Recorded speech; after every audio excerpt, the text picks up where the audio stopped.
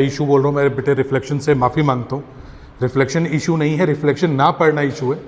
लेकिन वही बात है ना कि सामान्य बोलचाल की भाषा में रिफ्लेक्शन को इशू बोल रहे हैं, वरना किसी दिन रिफ्लेक्शन का ईगो हर्ट हो गया ना, रिफ्लेक्शन होना बंद हो गया तो हमें पता चलेगा बेटा ये सब जो दिख रहा है ना ये रिफ्लेक्शन की बदौलत है। यानी कि अगर कोई बहुत बहुत दूर अगर कोई प्लैनेट है ना, बहुत दूर कोई प्लैनेट है, उस प्लैनेट पे आज भी हो सकता है कि उसको अर्थ पे डायनासोर नजर आ रहे हों। That's fact. अर्थ से लाइट स्ट्राइक करके उस प्लैनेट तक जाएगी तब उसको अर्थ नजर आएगी ना। तो हो सकता है कि वो इतना दूर है कि लाइट स्ट्राइक करके जाने में ही इतना टाइम लग जाए कि यहाँ पे पूरी कहानी बदल गई है, लेकिन उसके पास जो लाइट जाएगी ना, उस लाइट से उसको वहाँ पे डायनासोर नजर आ रहे होंगे, तो उसको लग रहा होगा कि आज भी अर्थ पे डायनासोर है। ये फैक्ट है बेटा, ये फैक्ट है बिल्कुल। मतलब हम लोग भी दुनिया में लाइव कुछ नहीं देखते, हम बोल देते ना लाइव, ये लाइव छोड़ो, मैं जो डायरेक्टली आपको देख रहा हूँ वो भी लाइव नहीं है। रीज़न, आपसे लाइट स्ट्राइक करके मेरे पास आई तब मैंने देखा। आप मुझे देख रहे हो बेटे, दुनिया को देख रहे हो, या आप अपने आसपास जो कुछ भी देख रहे हो, जब लाइट स्ट्राइक करके जाती है, आपकी आंखों तक आती है, इमेज बनती है, आपका दिमाग इमेज पहचानता है, तभी तो देखते हो ना। इस पूरी प्रोसेस में कुछ तो टाइम लगता होगा, कुछ तो टाइम लगता होगा। मतलब आपने जो देखा है वो आपने लाइव देखा है या आपने थोड़ा सा डिले देखा है? डिले देखा है। लाइव तो हम कुछ देखते नहीं है। आपसे लाइट टकरा के मेरी आंखों तक आ रही है, इमेज रेटिना पे बन रही है, दिमाग पढ़ रहा है, उसके बाद मैं देख पा रहा हूँ कर्ण यहाँ पे बैठा है। इस पूरी प्रोसेस में कुछ टाइम डिले हुआ, तो हम सच में there is nothing called live. क्या ये बात बिल्कुल क्लियर है? Good afternoon, good afternoon, good afternoon, बढ़िया एकदम। चलो बेटे जल्दी जल्दी से आप बता दो मुझे क्या होता है बेटे मोमेंट ऑफ इनर्शिया। थोड़ा अपने यार आगे करते हैं, मजबूरी है। वी नो दैट कि अरे यार कौन से पेज पे जाना था। यहाँ पे आ गए हैं, क्रिएट न्यू। क्रिएट न्यू में कोई नया पेज आ जाए, that's good. Moment of inertia जल्दी से पढ़ो बेटे, बताओ क्या होता है मोमेंट ऑफ इनर्शिया। सब लोग बताओ, what is MOI? Moment of inertia.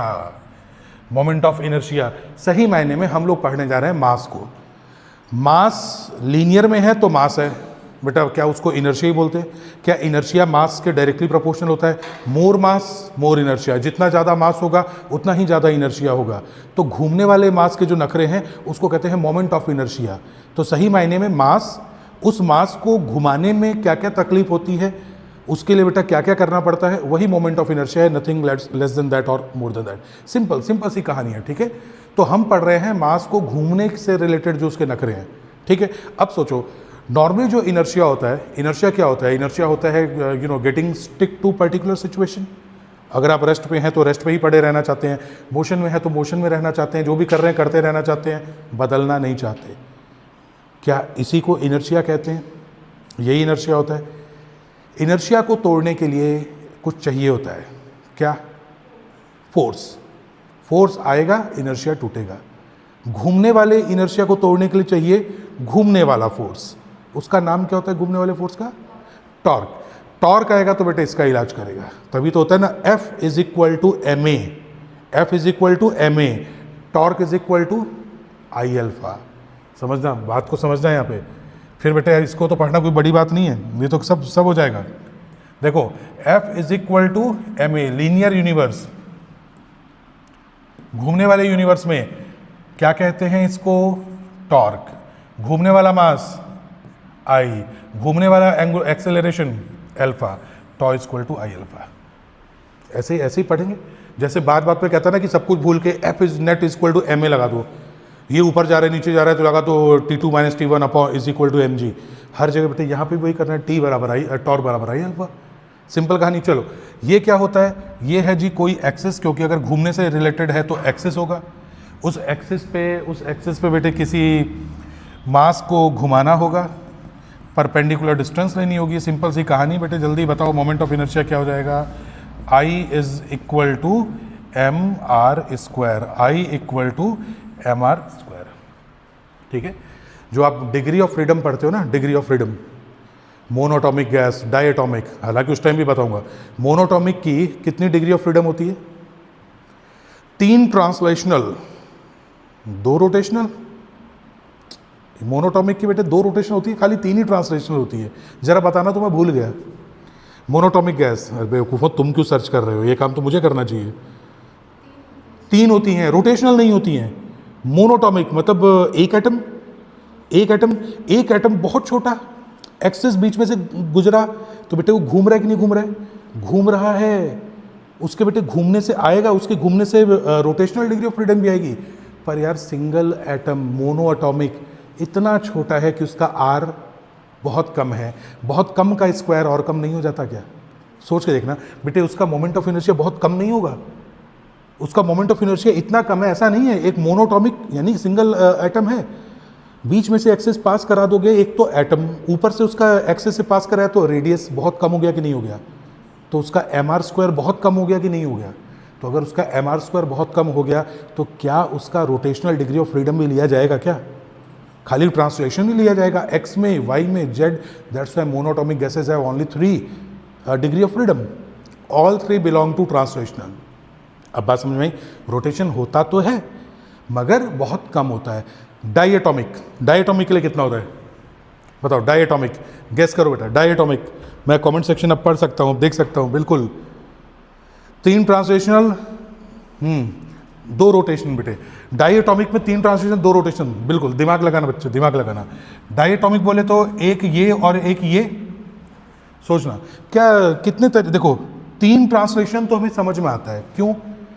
क्योंकि 3 ट्रांसलेशन में एक एक्स में होगा, एक वाई में होगा, एक जेड में होगा, एंड दैट इज गुड, ये तो हमें पता है। 2 रोटेशनल क्यों? सोचो कौन से एक्सिस के अबाउट घूम सकते हैं बेटा? इस एक्सिस को बीच में अगर रख दूं तो क्या अब ये आर होगा जो पहले की अपेक्षा ज़्यादा है, तो इस एक्सिस के अबाउट बेटे डाइएटॉमिक वाले जो है ऐसे घूम सकते हैं।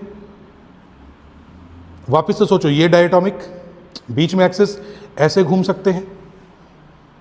मोनोटॉमिक के साथ प्रॉब्लम क्या थी बेटे? मोनोटॉमिक के लिए खाली यहां से था तो बहुत ही छोटा था आर। क्या यहां पे आर कंसिडरेबल ठीक है? 1 डिग्री ऑफ फ्रीडम, अगर मैं एक्सेस को यूं कर दूं तो अब तो ऐसे नहीं घूम सकता, भिड़ जाएगा इससे, तो अब कैसे घूमेगा?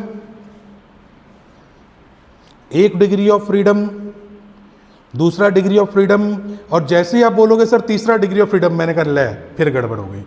जैसे ही तुम एक्सेस को ऐसे पार करा दोगे, फिर से बेटे फिर से सोचो कि अब आर फिर से कम हो गया कि नहीं हो गया। तो बताओ 3 रोटेशनल या सिर्फ 2 रोटेशनल? 2 रोटेशनल। पता नहीं तुम इस बात को समझ पा रहे हो या हल्के में, आई डोंट नो, पर बेटे वो 2 रोटेशनल क्यों होता है? इसका रीजन यही है कि ये है और ये है, बीच में से एक्सेस गुजारोगे तो ठीक ठाक आर है तो घुमा सकते हो, उसको बेटे ऐसे कर दो तो ऐसे भी घुमा सकते हो।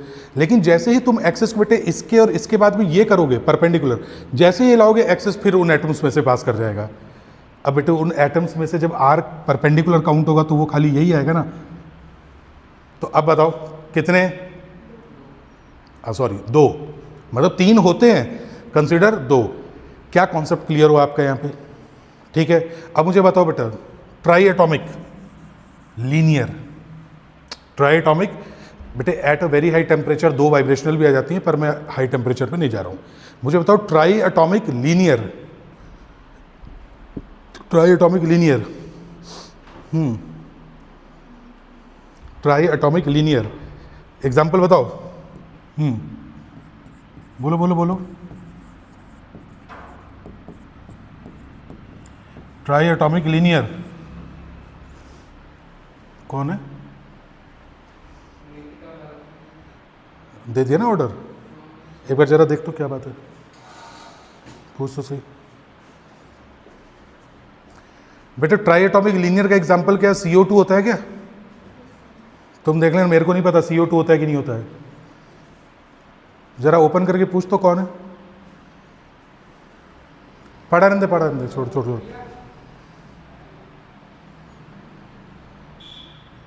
हाँ पढ़ा रहने दे, चलो कोई बात नहीं, कोई बात नहीं। सुन, ट्राई एटॉमिक लीनियर बेटे का CO2 होता है क्या? मेरे को क्या पढ़ाना चेयर में, क्या पढ़ाने बैठ गया बीच में, इसीलिए कहते हैं बेटा डोंट गेट कैरीड ऑन। कोई बात नहीं, कोई बात नहीं बेटे, यही होता है। अब बताओ 3 ट्रांसलेशन तो पक्का सही, एक्स में, वाई में, जेड में। रोटेशनल बोलो बेटा, रोटेशनल फिर से 2, क्योंकि इस वाले में अगर यहां से एक्सेस गुजारोगे तो कंसिडरेबल आर ज़्यादा है, ऐसे एक्सेस गुजारोगे आर ज़्यादा है, जैसे ही बेटे तुम एक्सिस ऐसे गुजार दोगे फिर से बैंड बज गया। अब समझ में ऐसा क्यों होता है? कोई बात नहीं, मुझे आप बताओ try atomic non linear, tri atomic non linear, tri atomic non linear example बोलो भाई, मुझे क्या पता यार, मैं थोड़ी जानता हूँ केमिस्ट्री। SO2, SO2 होता है क्या? H2O भी होता है क्या?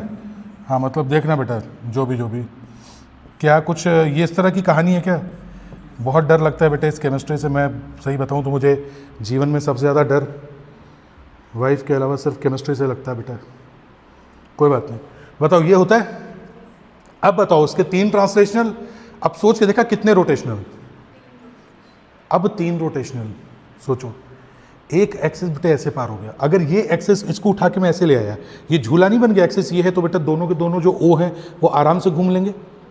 एक्सिस इसमें से पार कर दिया तो दोनों O अब ऐसे घूम लेंगे, और एक्सिस अगर मैं ऐसे पार करा दूं तो भी ये तो घूम लेगा, अगर ऐसे पार करा दूं तो भी ये घूम लेगा, और एक्सिस इसमें से पार करा दूं तो भी घूम लेगा। सब में कंसिडरेबल डिस्टेंस आगे कि नहीं आगे? क्या mr² इसका जो mr² है वो नेग्लिजिबल होगा या ठीक है? इसका मतलब कंसिडरेबल है, कंसिडरेबल। 3 ट्रांसलेशनल, कितने रोटेशनल बेटा? 3 रोटेशनल। क्या अब रीजन पता लग गया? एग्जाम के पॉइंट ऑफ व्यू से याद होना चाहिए आपको, बिल्कुल। सब लोग बताओ बेटा, क्या आपको ये समझ में आ गया कि क्यों कितने ट्रांसलेशन कितने रोटेशनल क्यों होते हैं? ठीक है, हर चीज़ का बेटा एक रीज़न है। खैर, तो वो रीज़न या इसलिए कहते हैं ना केमिस्ट्री से कैसे कैसे फिजिक्स कनेक्टेड है, वो ऐसे कनेक्टेड है। तो चलो फटाफट बेटा हम इस पॉइंट पे आते हैं। I = mr², moment of inertia I = mr² होता है बेटा। टेंसर क्वांटिटी बोलते हैं, कई जगह स्केलर क्वांटिटी बोलते हैं, कोई दिक्कत नहीं, किलोग्राम मीटर स्क्वायर इसकी यूनिट होती है। अब कैसे कैसे इसको सॉल्व कर रहे हैं बेटा, तो सॉल्व करने की बहुत बहुत सिंपल सी बात है। जैसे कि ये एक्सिस है और मैं आपसे कह दूं बेटा कि सपोज ये जो डिस्टेंस है बेटा, ये हमारे पास है 37 डिग्री, ओके। ये हमारे पास है 5 मीटर, ठीक है। ये है मास m। जरा मोमेंट ऑफ इनर्शिया बता दो इसका, कौन से एक्सिस के अबाउट? इसी एक्सिस के अबाउट। कितना होगा?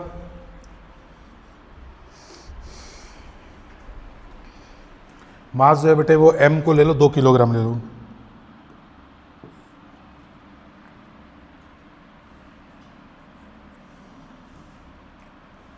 हम्म, 2 किलोग्राम ले लो। बताओ,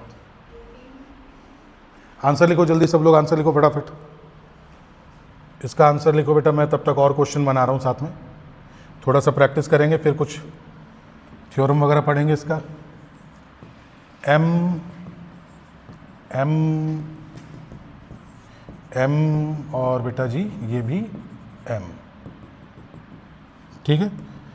बहुत ज़्यादा एंटरटेन नहीं करेंगे, तो जैसे ही मुझे लगेगा कि काम चलो एग्जाम्पल हो गए, हम बेटा मूव कर जाएंगे अगले पे। ये लो, इस तरीके से 4 आइडेंटिकल मास हैं। एक्सेस बताना बेटा, एक्सेस नंबर 1 तो आपका है x डैश, एक्सेस नंबर आपका बेटे 2 है, ये भी एक एक्सेस है बेटा, ये नंबर मैं 2 ले रहा हूँ। तीसरा एक्सेस जो है वो यहाँ से ले रहा हूँ, ठीक है, 3, ये 2 है, ये 1 है। चौथा एक्सेस जो है बेटे वो मैं ले रहा हूँ यहाँ से, दिस इज एक्सेस नंबर 4। सबके अबाउट आपको मोमेंट ऑफ इनर्शिया बताना है इसका, ठीक है। ला बेटा पानी पीता हूँ तब तक मैं।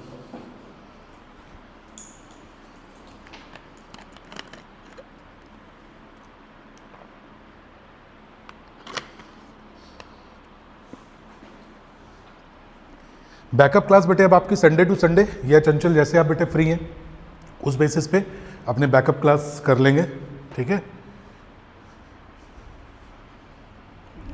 बेसिकली थोड़ा 2D और NLM फ्रिक्शन पढ़ना है बेटा अपने को।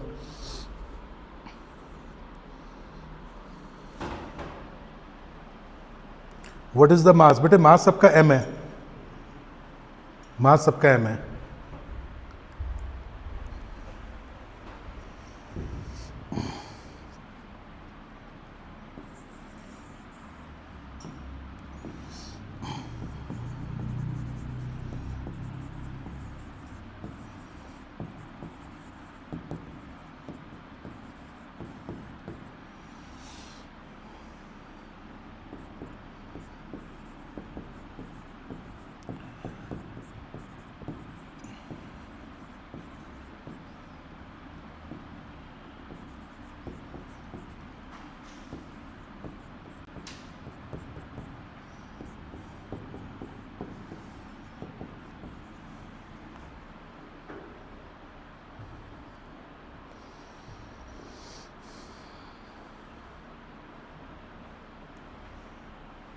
बोलते जाओ बोलते जाओ बोलते जाओ।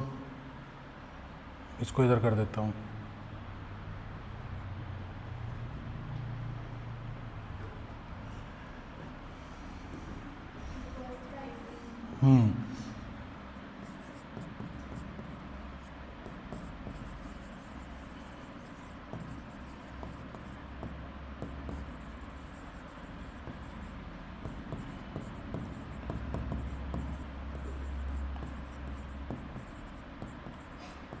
यार कुशाल का सुबह फ़ोन आया था, फ़ोन उठा नहीं पाया मैं था बाहर, मुझे लगा सबने मैसेज पढ़ लिए होंगे।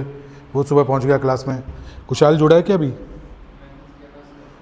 हाँ थोड़ा सा ना टाइमिंग वाइमिंग यार मैसेज कर दिया करो ना सब।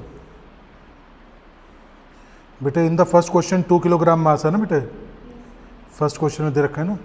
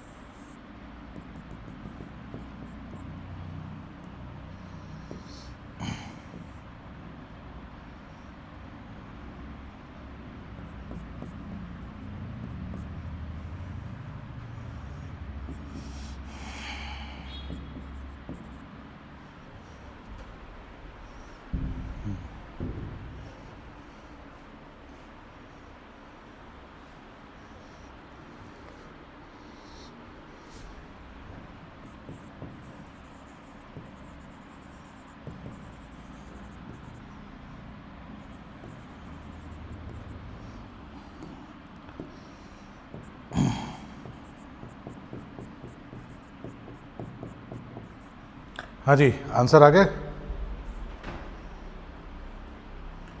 हेलो धैर्य। चलो बेटे सबसे पहले वाले का आंसर आप सबको पता है कि एक्सिस से क्या होना चाहिए, परपेंडिकुलर, यानी अक्ष से लंबवत स्थिति में होना चाहिए। परपेंडिकुलर के लिए क्या करेंगे, 5 cos 37, 5 sin 37। कर्ण क्या लेंगे बेटे, 5 cos 37 या 5 sin 37। एक्सिस से परपेंडिकुलर कौन है, एक्सिस से परपेंडिकुलर तो बेटा ये होगा ना, तो 5 sin 37। अब जल्दी बताओ बेटा क्या होगा, I = mr²।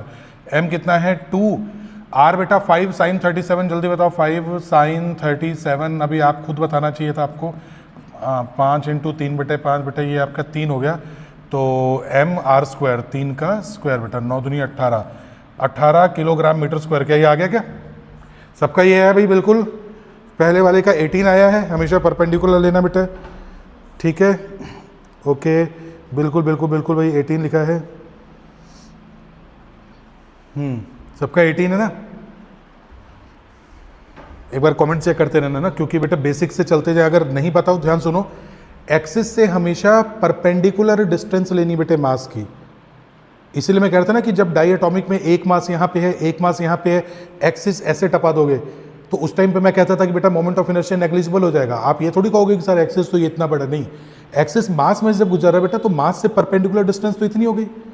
अब भले ही मास यहाँ पे है, एक्सिस यहाँ पे, परपेंडिकुलर डिस्टेंस ये लेनी है। ये मत सोचना कि सर एक्सिस से यहाँ से डिस्टेंस लेंगे तो सर ज़्यादा हो जाएगा, नहीं। घूमने वाले सारे केसेस में आर हमेशा परपेंडिकुलर होता है बेटे, लंबवत दूरी, तो परपेंडिकुलर हमेशा ये होगा। क्लियर है, आ रहा है आंसर सबका?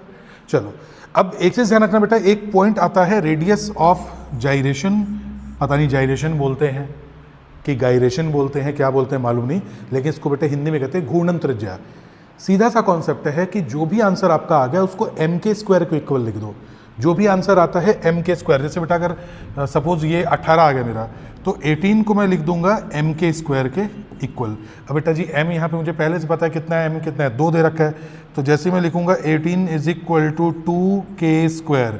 18/2 9, k² 9 आया, k = कितना आ गया बेटा हमारे पास 3, k = कितना आ गया 3।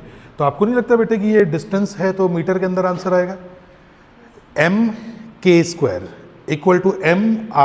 m से m हटा दो बेटा, तो k² = r²। आप ये भी कह सकते थे कि सर रेडियस ऑफ जाइरेशन निकालने के लिए जो भी आंसर आता है उसमें से m हटा दो, उसका रूट कर दो तो आंसर आ जाएगा।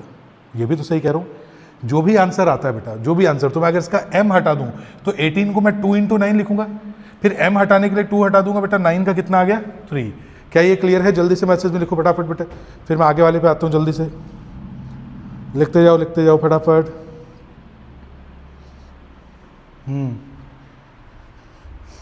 ठीक है, ओके, डन है। अब यहां आ जाओ। सबसे पहले बेटे एक्सिस नंबर 1 कौन सा था? ये वाला। अगर एक्सिस ये है, क्या अब मुझे बार बार बोलने की जरूरत पड़ेगी कि मास के अंदर से एक्सिस गुजरता है तो ये आर नेग्लिजिबल हो जाता है। वैसे तो हम ये कहते हैं कि मास के अंदर से गुजरता है तो रोटेशन नहीं होता, this is not the actual thing, बहुत नेग्लिजिबल होता है तो उसको हम काउंट नहीं करते हैं। ठीक है ना? तो आप सोचो बेटे कि अब ये तो है नहीं, तो इसके अबाउट घूमेगा कैसे बेटे? जैसे ही इसके अबाउट घूमेगा, हाँ, तो ये बेटे ये भी अगर घूमेगा तो आर बहुत कम है, तो मैं ये कहूँ कि जिसके अबाउट जा रहा है वो तो घूमेगा ही नहीं।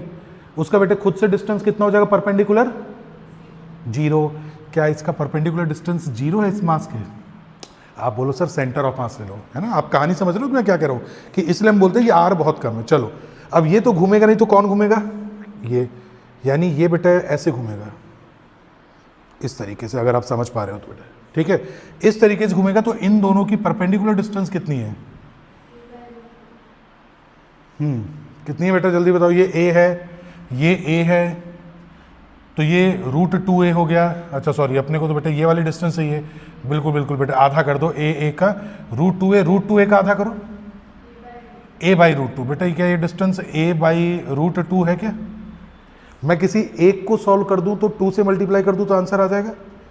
तो पहले वाले का आंसर आएगा 2 टाइम्स mr²। mr बेटा कितना है? a/√2 का स्क्वायर। तो बेटा जी ये तो 2 से 2 कैंसिल, ma² आ गया हमारा। पहला यही है सबका, ma²। एक्सिस ये है ना, तो जब एक्सिस ये है जिनमें से गुजर रहा है वो तो घूमेंगे नहीं, या मैं यूँ कह दूँ बेटा, अब मैं यही बोलूँगा कि वो घूमेंगे नहीं। पूरा पिक्चर मैंने बता दिया आपको। ये नहीं घूमेंगे तो बेटा अब ये घूमेंगे। तो अगर इस पे मैंने रख दिया तो बेटा अब ये कैसे घूमेंगे कि इससे परपेंडिकुलर है, ये परपेंडिकुलर है तो ये खाली ऐसे घूमेंगे। तो परपेंडिकुलर डिस्टेंस देखो कितना, ये a है, ये a है, तो ये √2a है। पाइथागोरस, √2a का आधा करोगे तो a/√2 होगा। अब चूंकि 2 मास हैं जो सेम डिस्टेंस पे, तो सीधा 2 टाइम्स मैंने मल्टीप्लाई कर दिया। सेकंड केस बताओ बेटा, केस नंबर 2। बेटा सेकंड ये वाला लिया था क्या? अब सोचो एक्सिस ऐसे है, इस एक्सिस के अबाउट कैसे घूमेगा ये? सोचो, इस एक्सिस के अबाउट, एक्सिस अंदर है, क्रॉस अंदर है, तो ये परपेंडिकुलर कितना है? a। ये परपेंडिकुलर कितना है बेटा? a। तो कैसे घूमेगा बताओ, आप लोग समझाओ कैसे होगा?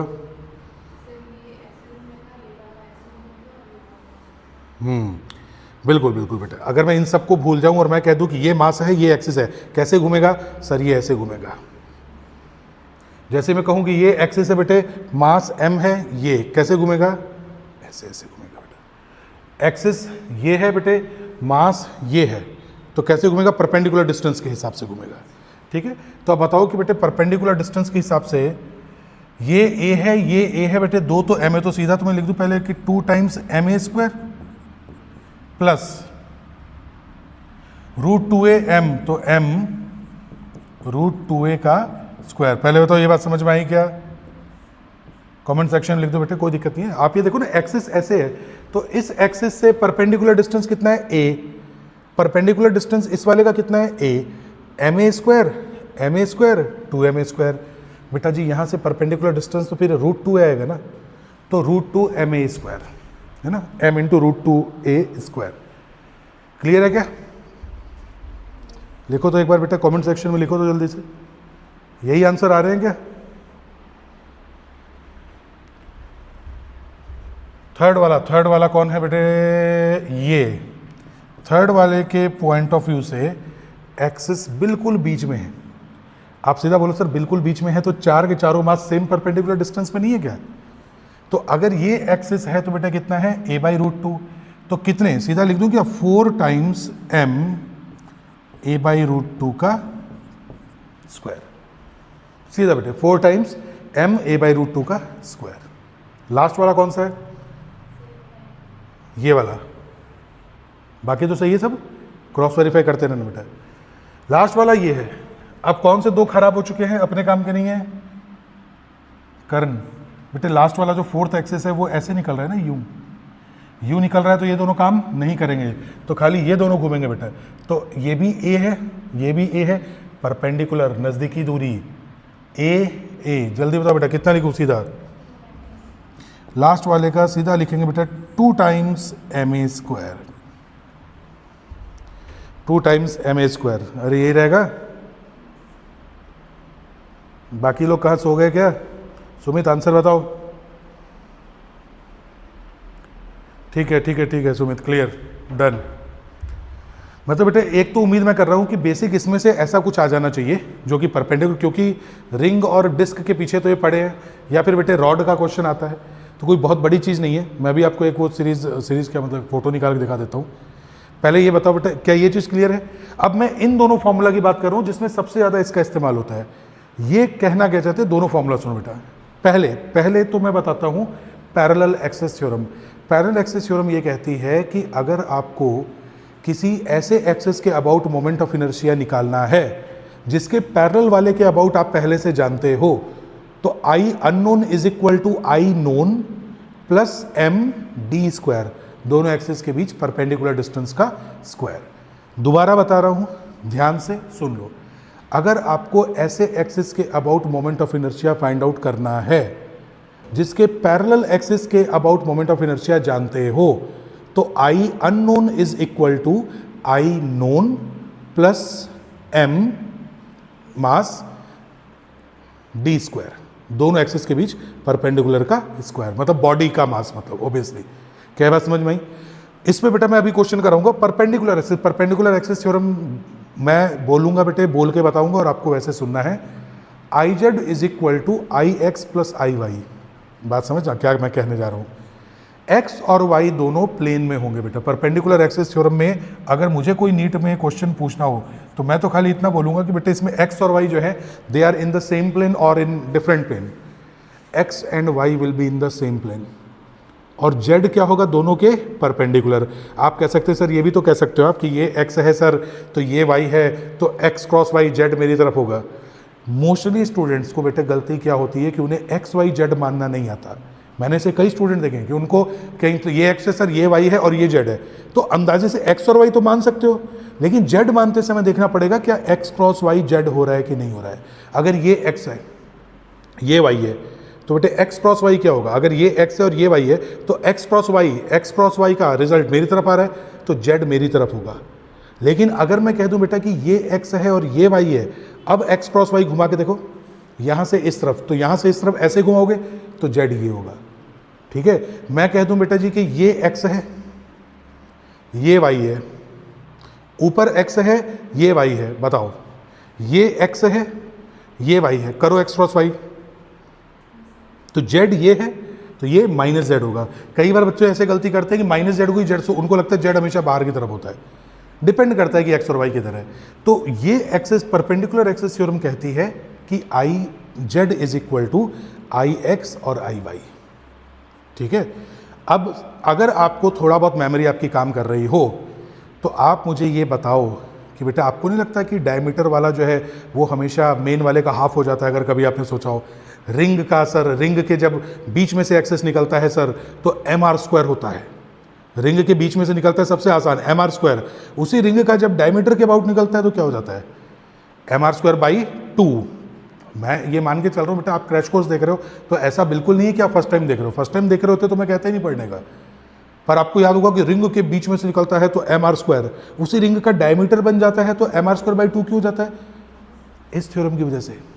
समझो बात को, समझो बेटे, ये वाला और ये वाला मिलाकर ये वाला बेटे, तो जो ये वाला है एम आर स्क्वायर है, तो मैं कह दूं I plus I equal to M are square, तो 2i equal to M are square, तो I equal to M are square by 2। ऐसे ही तो एम आर स्क्वायर बाई 2 आता है। आप देखो बेटा इसका डायमीटर क्या है? अरे ये डायमीटर है, ये भी डायमीटर है, ये भी है, ये एम आर स्क्वायर है। मैंने पूछा डायमीटर बताओ, बोले सर अभी बताते हैं। सर एक्स भी डायमीटर है, y भी डायमीटर है, तो अब आप ये मानो कि इसको x और इसको y, सो दैट कि मैं z इसको मान लूँ, है ना। तो बोले कि सर अगर ये भी i है क्योंकि डायमीटर है, ये भी i है डायमीटर है, तो i plus I equal to M are square, so सिर्फ i इक्वल टू बेटे एम आर स्क्वायर बाई 2। अब क्या करना है, हमें इंटेलिजेंस क्या दिखाना है, हमें इंटेलिजेंस दिखाना है कि डायमीटर वाला हमेशा हाफ हो जाता है, ठीक है। अब कैसे कैसे याद करना है बेटा वो देख लो जल्दी से। किस दिन के लिए है बेटा, किस दिन के लिए है ये मोमेंट ऑफ इनर्शिया इमेजेस। चलो पहले सर्च करके देखते हैं बेटा क्या कुछ है।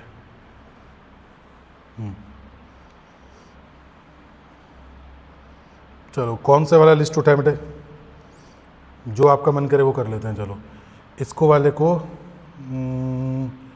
इस पर नज़र आएगा क्या, ये इसको भी हटा लेते हैं, इसको भी उठा लेते हैं, इसको भी उठा लेते हैं।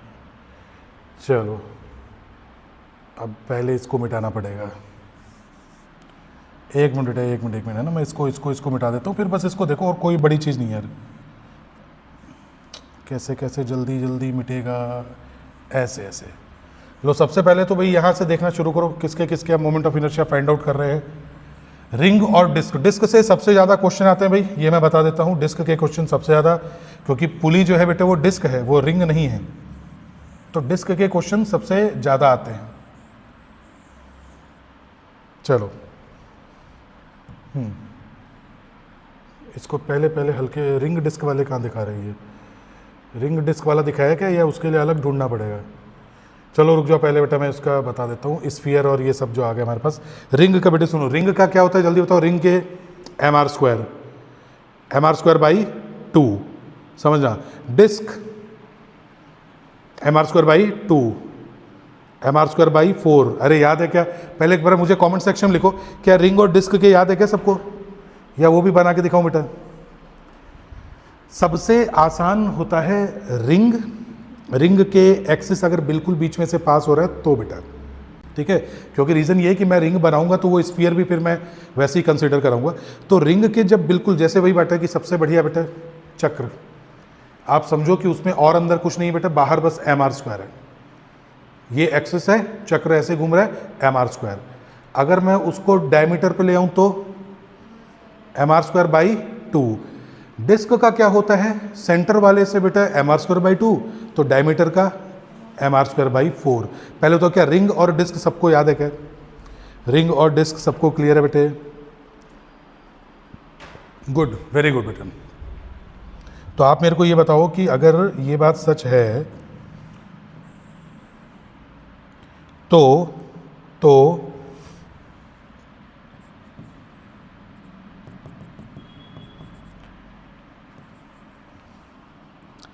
इसका मोमेंट ऑफ इनर्शिया कितना होगा बेटे। This is the axis. कितने लोग जानते हैं क्रॉस मतलब क्या बेटे, क्रॉस मतलब होता है परपेंडिकुलर इनवर्ड।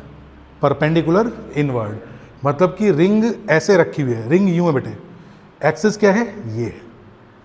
तो मुझे बताओगे आई क्रॉस कितना होगा। क्रॉस मतलब एक्सिस यूं है बेटा, ठीक है। तो रिंग मतलब ये समझो कि प्लेट ऐसे है, एक्सिस ऐसे है, ये है। बताओ कर्ण क्या होगा, comment section comment section comment section. बिल्कुल बिल्कुल।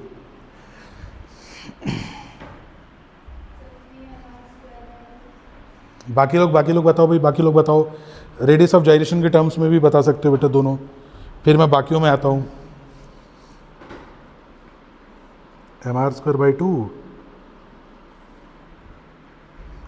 जिस एक्सिस के about moment of inertia find out करना होता है, सोचो कि क्या उसके पैरेलल भी कोई एक्सिस ऐसा है जो तुम्हें पता है। बेटे मेरे हिसाब से रिंग के डायमीटर का मेरे को पहले से पता है, एम आर स्क्वायर बाई 2। तो अगर ये पता है तो आई प्लस एम डी स्क्वायर, दोनों एक्सिस में सिर्फ आर का ही तो फर्क है।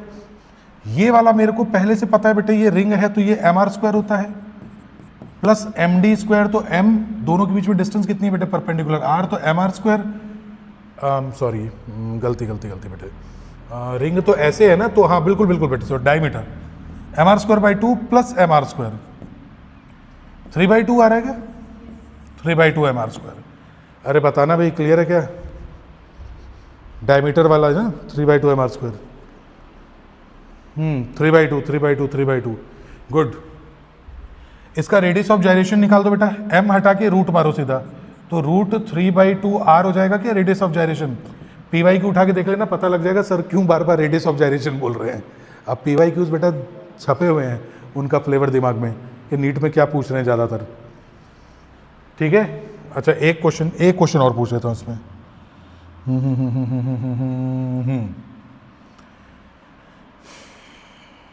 अच्छा सेमी सर्किल का क्या होगा, सेमी सर्किल का मोमेंट ऑफ इनर्शिया बताओ जल्दी जल्दी, चलो बड़ा सही हाथ लगे हो।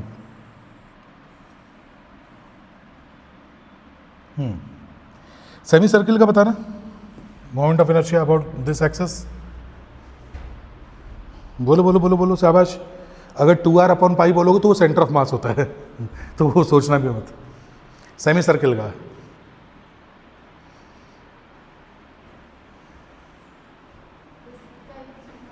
करेक्ट आंसर, बिल्कुल करेक्ट आंसर, mr²।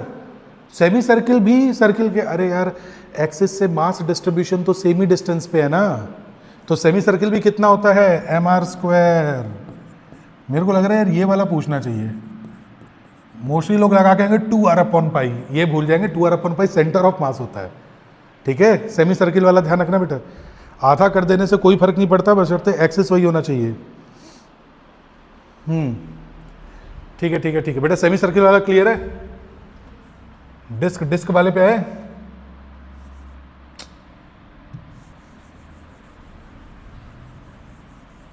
ये तो सही बताऊं तो मोमेंट ऑफ इनर्शिया का टॉपिक तो बेटा वही आपकी याददाश्त पे है, याद है आपको चीजें तो बढ़िया है। और बेसिक कुछ थ्योरम्स आती हो बस। क्या हुआ,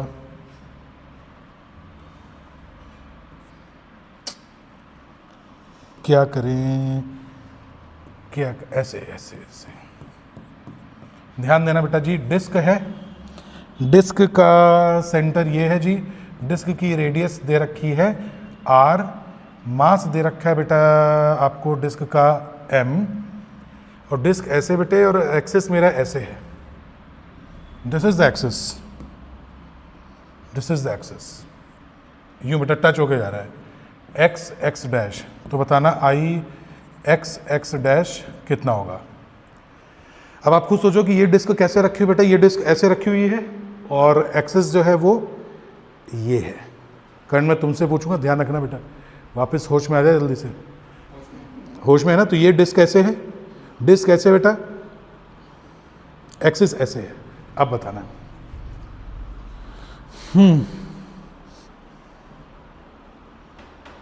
नो प्रॉब्लम मीनल, बस पुराना वीडियो पूरा देख लेना बेटे video. And Sumit thank you for promotion बेटा।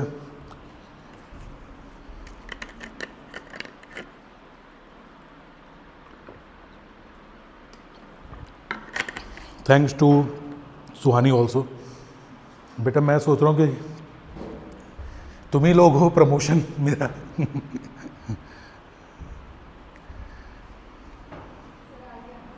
आ गया आंसर, सबका आंसर आ गया क्या बेटे। डिस्क ये है और डिस्क के ये होने के बाद बेटे आपसे ये वाला पूछा गया है, मतलब आप ये मानो कि ये इस साइड में बेटा है ना, ये आपसे पूछा है, तो इसके लिए आपको पैरेलल में कुछ पता होना चाहिए पहले से।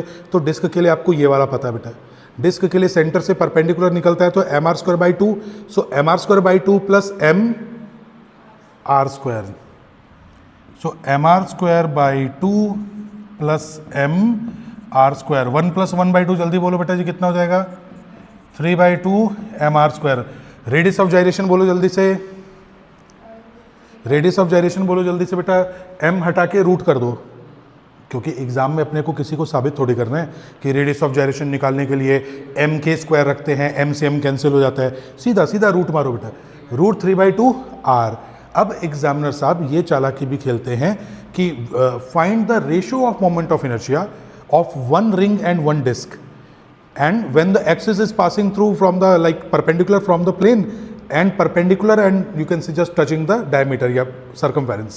इस तरीके से दो मोमेंट ऑफ इनर्शिया निकलवा के रेशियो पूछना भी एक फेमस क्वेश्चन नीट में रहा है। ठीक है, फिर से कह दूं बेटा रिंग और डिस्क जरूर याद होना चाहिए, मोस्टली क्वेश्चन डिस्क पर आते हैं क्योंकि डिस्क से वो पुली वाला केस भी कई बार जोड़ देते हैं। चलो यहाँ से मैं थोड़ा आगे बढ़ रहा हूँ बेटा। सबसे पहले मुझे आप बताइए, बहुत सिंपल वाले, हॉलो स्फीयर और इसका कितना होता है? सॉलिड स्फीयर का कितना होता है? 2/5। और बेटा जी हॉलो कितना होता है? 2/3। हॉलो स्फीयर का मोमेंट ऑफ इनर्शिया 2/3, सॉलिड का 2/5। ज्यादा कौन है? बच्चों? हॉलो है, बिल्कुल। हॉलो ज्यादा क्यों होता है?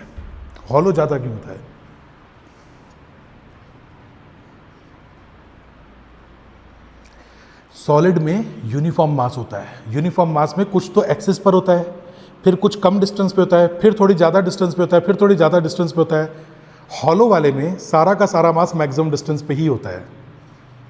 बात समझो बेटा, ये सुनने में पचती नहीं बात, पर फैक्ट है कि हॉलो वाले का इनर्शिया ज़्यादा क्यों है। उसका सारा मास जो है बेटे वो एक्सिस से सबसे ज़्यादा दूर होता है।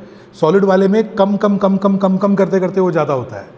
अब बात समझ गए? अब मास तो दोनों का ही m है, तो ये मत कहना कि सर इसमें तो सर ज़्यादा पार्टिकल। अरे मास दोनों का ही m है यार, तो कॉमन सेंस लगाओ कि मास तो इक्वल ही है ना।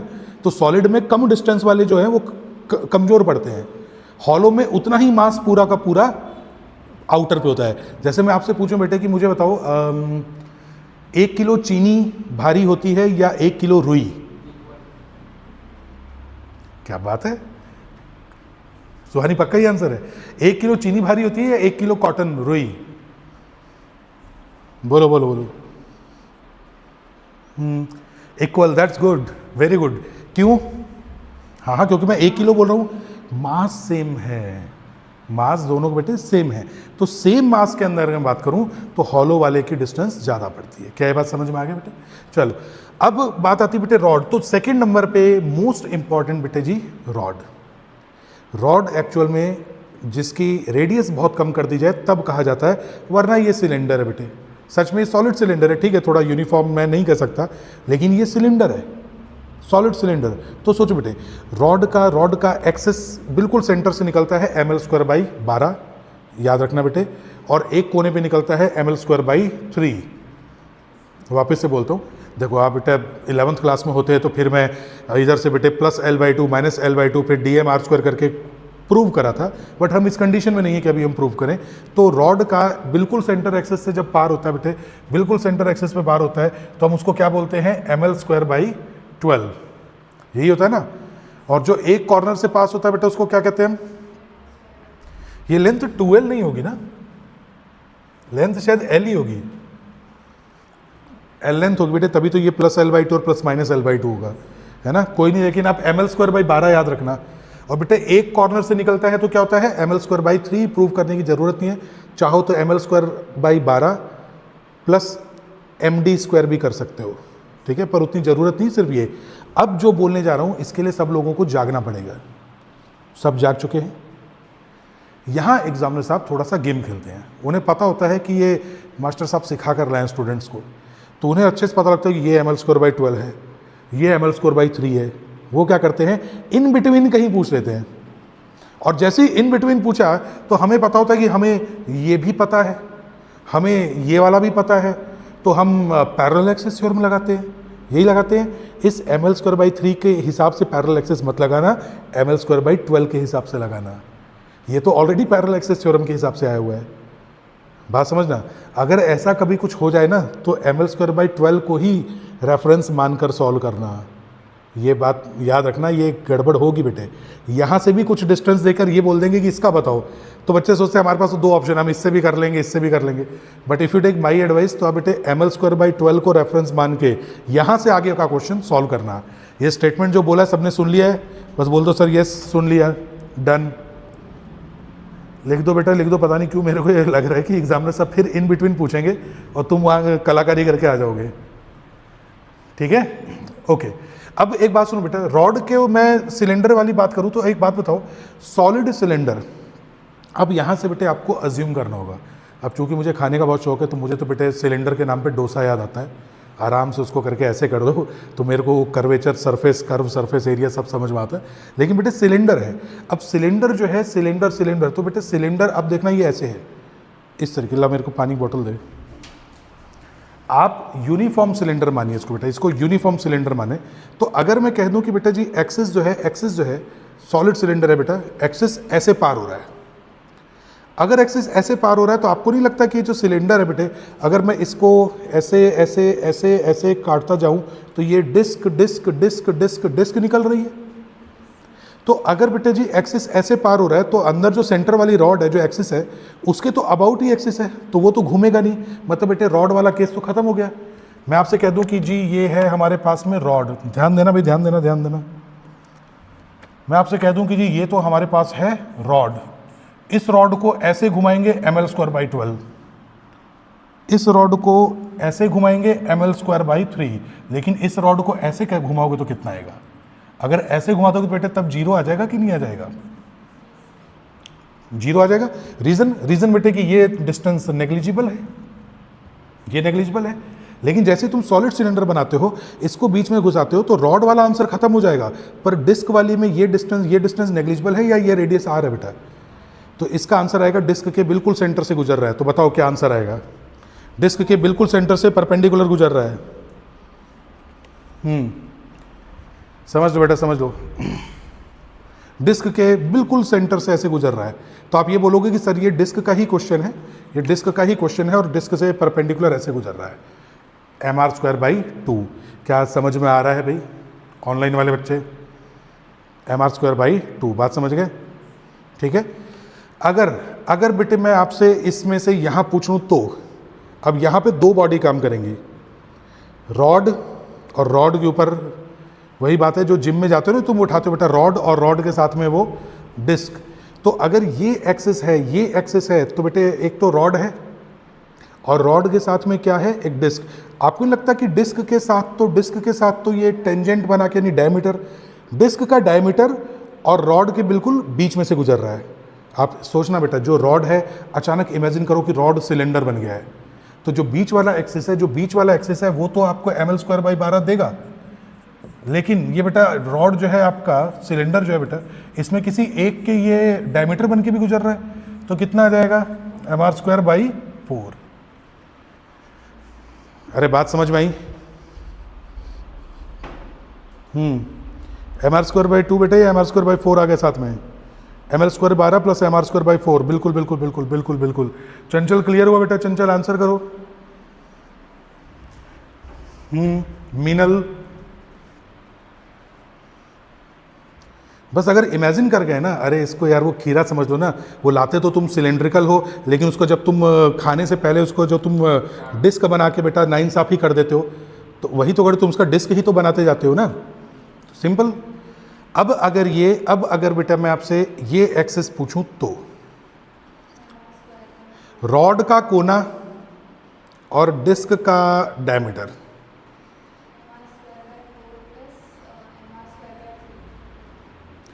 ml²/3 और mr²/4, ml²/3 प्लस mr²/4, यही आया क्या? बोलो बोलो बोलो। ओके बेटा। चंचल देखो, ध्यान सुनो बेटा। तो चंचल आप मुझे ये बताइए बेटे कि जैसे हम पोलो वाली टैबलेट खाई है तुम लोगों ने, आप ये मान के चलो कि व्हाइट वाली आती है ना बेटा, व्हाइट टैबलेट, व्हाइट, उस पर कवर चढ़ा देते हो, सिलेंडर बन जाती है। अगर उसके सारे मैं टैबलेट्स निकाल दूं तो आप ये मान के चलो कि प्रॉपर डिस्क है, बीच में कोई होल नहीं बेटा, डिस्क है। अगर मैं उसको ऐसे कर दूं खरीद के, उस पूरे के पूरे जो बेटा सिलेंड्रिकल बॉडी है, एक्सिस में बेटा बीच में से टपा दूं ऐसे, तो आप मुझे बताओ कि क्या ये जो है ये बीच में एक डिस्क होगी और डिस्क से बेटे टच करके जो है वो जा रहा है अपना एक्सिस, समझना बात को।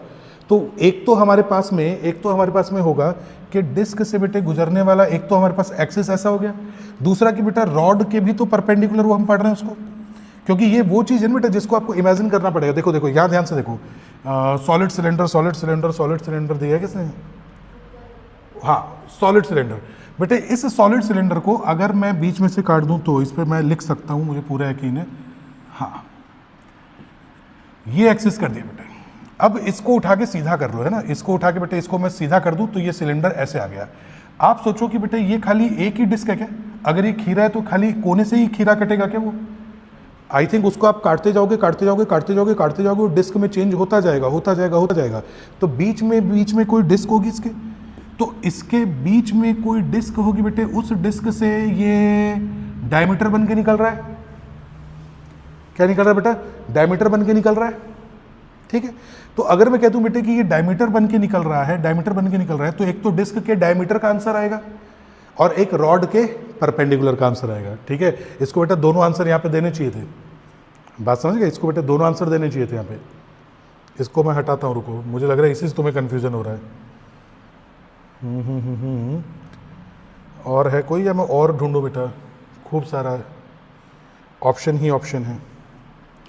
सॉलिड सिलेंडर, हॉलो सिलेंडर, कहाँ है सिलेंडर? और भी कोई था क्या अपने पास? नहीं, सिलेंडर वाला नहीं है बेटा। कोई नहीं, सिलेंडर वाला आप एक काम करो ना, आप ऐसे ही समझ लो बेटा, थोड़ा दिमाग लगाओ, आप कॉमन सेंस लगाओगे तो आपको समझ में आएगा। चलो आ गया क्या? अच्छा, अगर मैं सॉलिड सिलेंडर में यहाँ से पूछ लूँ तो ये सॉलिड सिलेंडर क्या है? सिलेंडर बेटा रॉड की अगर मैं मोटाई बढ़ा दूं, अगर इसकी डायमेंशंस फैलने लगे तो ये सिलेंडर ही तो बन जाएगा। और सिलेंडर को बेटे चारों तरफ से पकड़े, मतलब चारों तरफ से लेंथ के हिसाब से सिलेंडर को पकड़ के दबाते रहो तो धीमे धीमे वो रॉड बन जाएगा। आप सिलेंडर को पकड़ के दबाओ बेटे, धीमे धीमे वो क्या बन जाएगा? रॉड। तो अगर मैं ये वाला एक्सेस पूछ लूँ तो इस वाले एक्सेस के लिए क्या बताओगे? रॉड का कोना ml² बाई 3 और डिस्क का फिर से mr² बाई 4। बेटा एक्सेस ऐसे जा रहा है यूं। अब आप सोचो, जो अंदर रॉड है बेटे वहां से तो यानी ऐसे चला गया, तो रॉड वाला तो खेल ही खत्म हो गया, लेकिन डिस्क के बिल्कुल बीच में से जा रहा है, तो ओनली आंसर क्या आएगा? mr² by 3, mr² by 2। बेटे समझो, मेहनत करो, पता नहीं क्यों तुम इसी में गड़बड़ कर जाओगे। अच्छा, मैं पूछता हूँ, देखते हैं किसको आया, बोलना मत।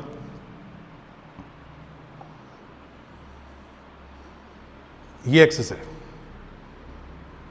ये एक्सेस बेटा। ठीक है, आंसर लिखो जल्दी से।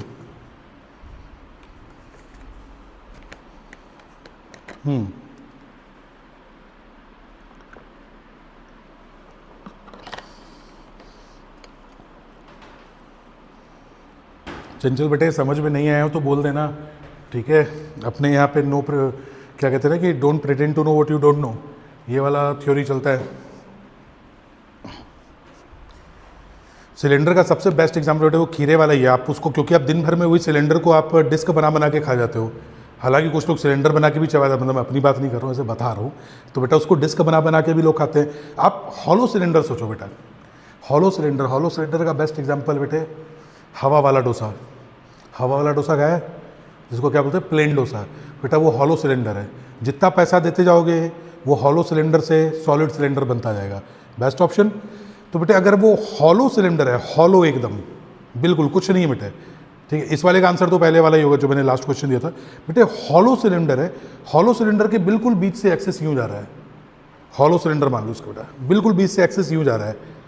तो आप बताइए कि रॉड के बीच से गया तो ml² बाई 12, रॉड के बीच से गया तो ml² बाई 12, लेकिन वो डिस्क है कि रिंग है? बेटा हॉलो सिलेंडर आपको देखना है, आप थोड़ा सा अगर इमेजिन कर पाओ, जैसे बेटे वो चूड़ियाँ रखने का एक वो नहीं होता क्या, एक वो बना होता है, उसमें बेटे चूड़ियाँ टांगते जाते हैं। आप ये मान के चलो कि रॉड बिल्कुल बीच में और चूड़ियाँ एनी हाउ बिल्कुल सेंटर से एडजस्ट है। उससे बेस्ट एग्जाम्पल नहीं हो सकता। अगर उसके ऊपर भी प्लास्टिक या अखबार वगैरह चढ़ा दे तो वो भी सिलेंड्रिकल ही तो लगता है। तो आप सोच के देखो कि बेटे बिल्कुल बीच में से एक्सेस गुजर रहा है, तो वो रिंग से क्या बना के निकल रहा है? डायमीटर। हॉलो मतलब रिंग हो गया, सॉलिड मतलब डिस्क हो गया बेटा। ठीक है, तो इस वाले का आंसर क्या होगा? mr² by 2 plus ml² by 12। समझो बात समझो। सिलेंडर बोलते ही रॉड मत भूल जाओ, रॉड तो है ही है। अच्छा ये वाला क्या होगा बेटे? ये वाला एक्सेस, ये वाला क्या होगा?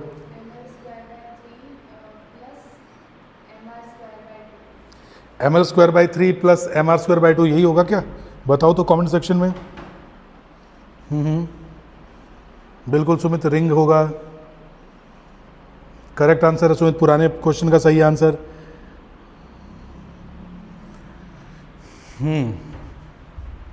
बेटे वो बड़ी बड़ी पाइप नहीं होती कि ऐसे पाइप में से ऐसे सीधा सीधा देख लेते हैं, वो हॉलो सिलेंडर, वो हॉलो सिलेंडर है। हॉलो सिलेंडर, एक काम करो, कैसा सिलेंडर है उसको देख के यूं सामने रखो, उसको यूं कट कट कट कट करके काटने की कोशिश करो, अपने आप पता लग जाएगा कि वो रिंग में चेंज हो रहा है या डिस्क में। रिंग में चेंज होने वाला कोई बेटा एग्जाम्पल ऐसा, कोई ऐसा हॉलो सिलेंडर, हॉलो सिलेंडर कोई बेटा ऐसा हॉलो सिलेंडर जिसे पकड़े यूं देख पा रहे हो, बीच में से खाली है, उसको यूं पकड़ो, वो ring ring ring ring ring में चेंज होता जाएगा। ठीक है, ओके। एक मिनट।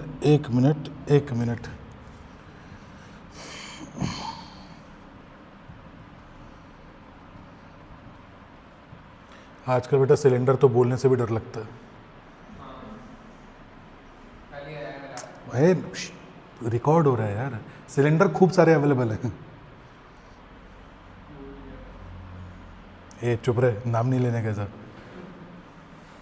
पता लगा इधर मेरे को वो जेल से लाइव करना पड़ रहा है। बेटा ये बेस्ट है मेरे हिसाब से, इसको निकाल लेते हैं, अब इन सबको हटाते हैं, खाली इसको पढ़ते हैं बेटा।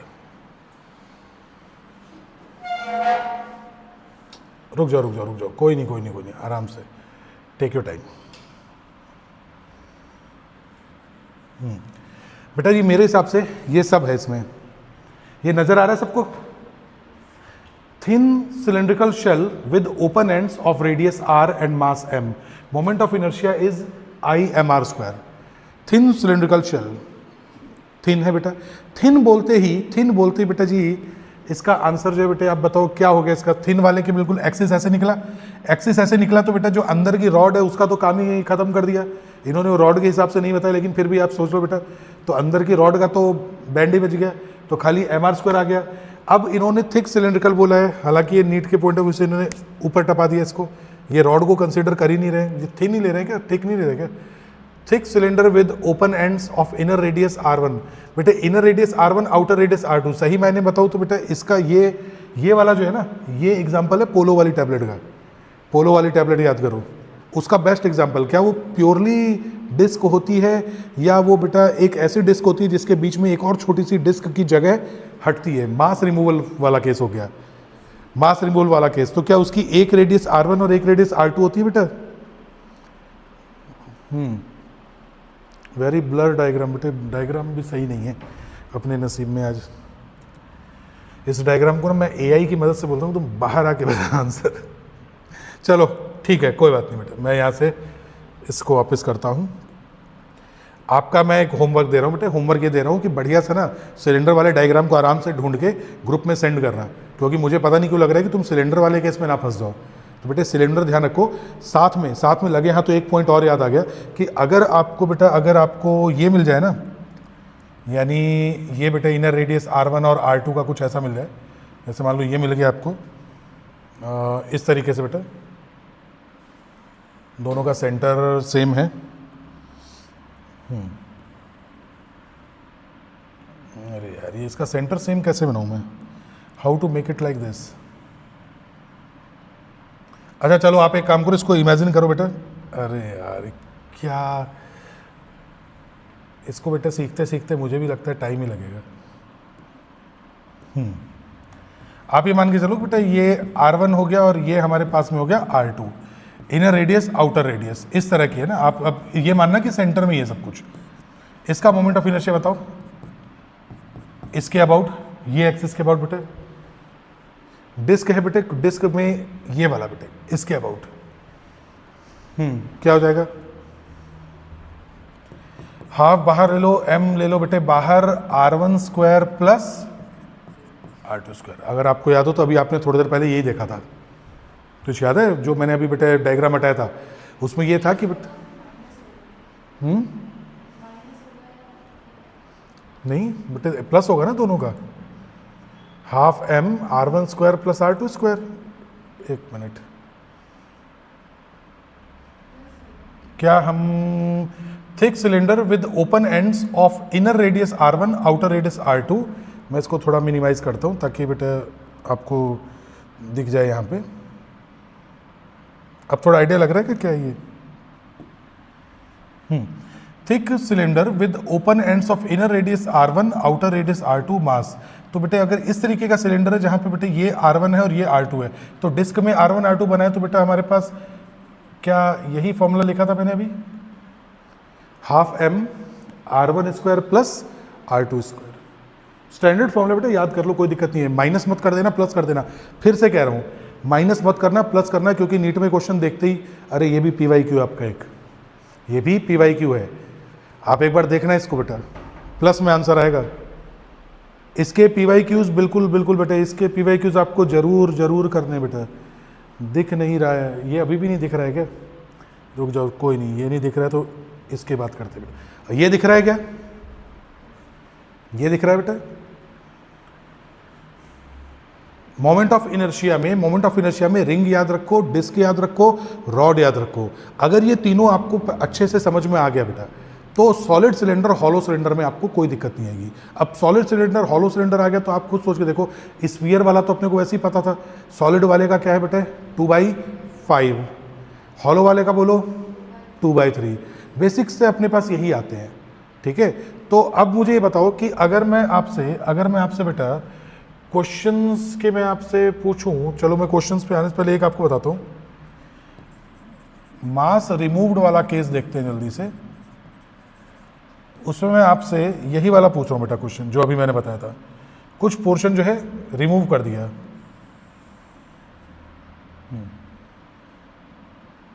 ये आता है ना कि कुछ पोर्शन रिमूव कर दिया तो क्या होगा, तो बताओ बेटा दूसरे वाले में क्या होगा, इस तरीके से।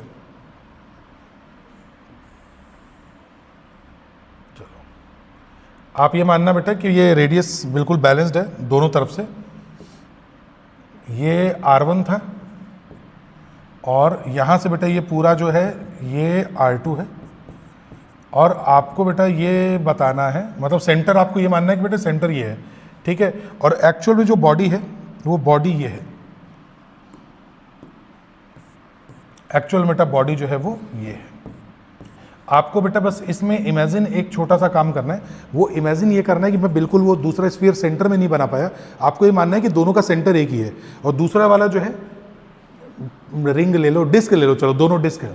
डिस्क का कैसे बेटा, डिस्क तो एक बड़ी सी डिस्क थी जिसका रेडियस था R2, उस डिस्क के सेंटर से R1 रेडियस वाली छोटी सी डिस्क मैंने निकाल के फेंक दी, तो बचे हुए स्ट्रक्चर का मोमेंट ऑफ इनर्शिया कैसे निकालोगे, बता रहा हूं, ध्यान सुनना क्या कह रहा हूं।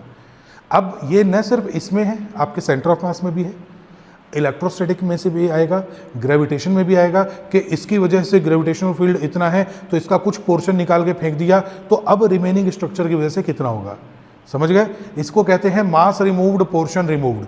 और रिमूव्ड पोर्शन निकालने के बाद जो बचा हुआ रिमेनिंग पोर्शन है, बचा हुआ जो स्ट्रक्चर है, उसकी वजह से फील्ड कितना होगा ये पूछा जाता है। तो ग्रेविटेशनल फील्ड पूछा जाता है, इलेक्ट्रिक फील्ड पूछा जाता है, moment of inertia, centre of मास सब पूछा जाता है। इन सब की एक ही ट्रिक होती है, वो ये होती है full body minus removed part only.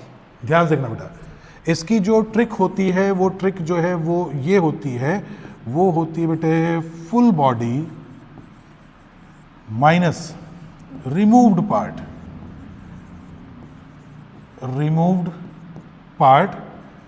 और वो भी क्या फ्री लेके, मतलब फ्री मतलब कि अपने रिमूव्ड पार्ट को खुद एक बॉडी एज्यूम करते हैं।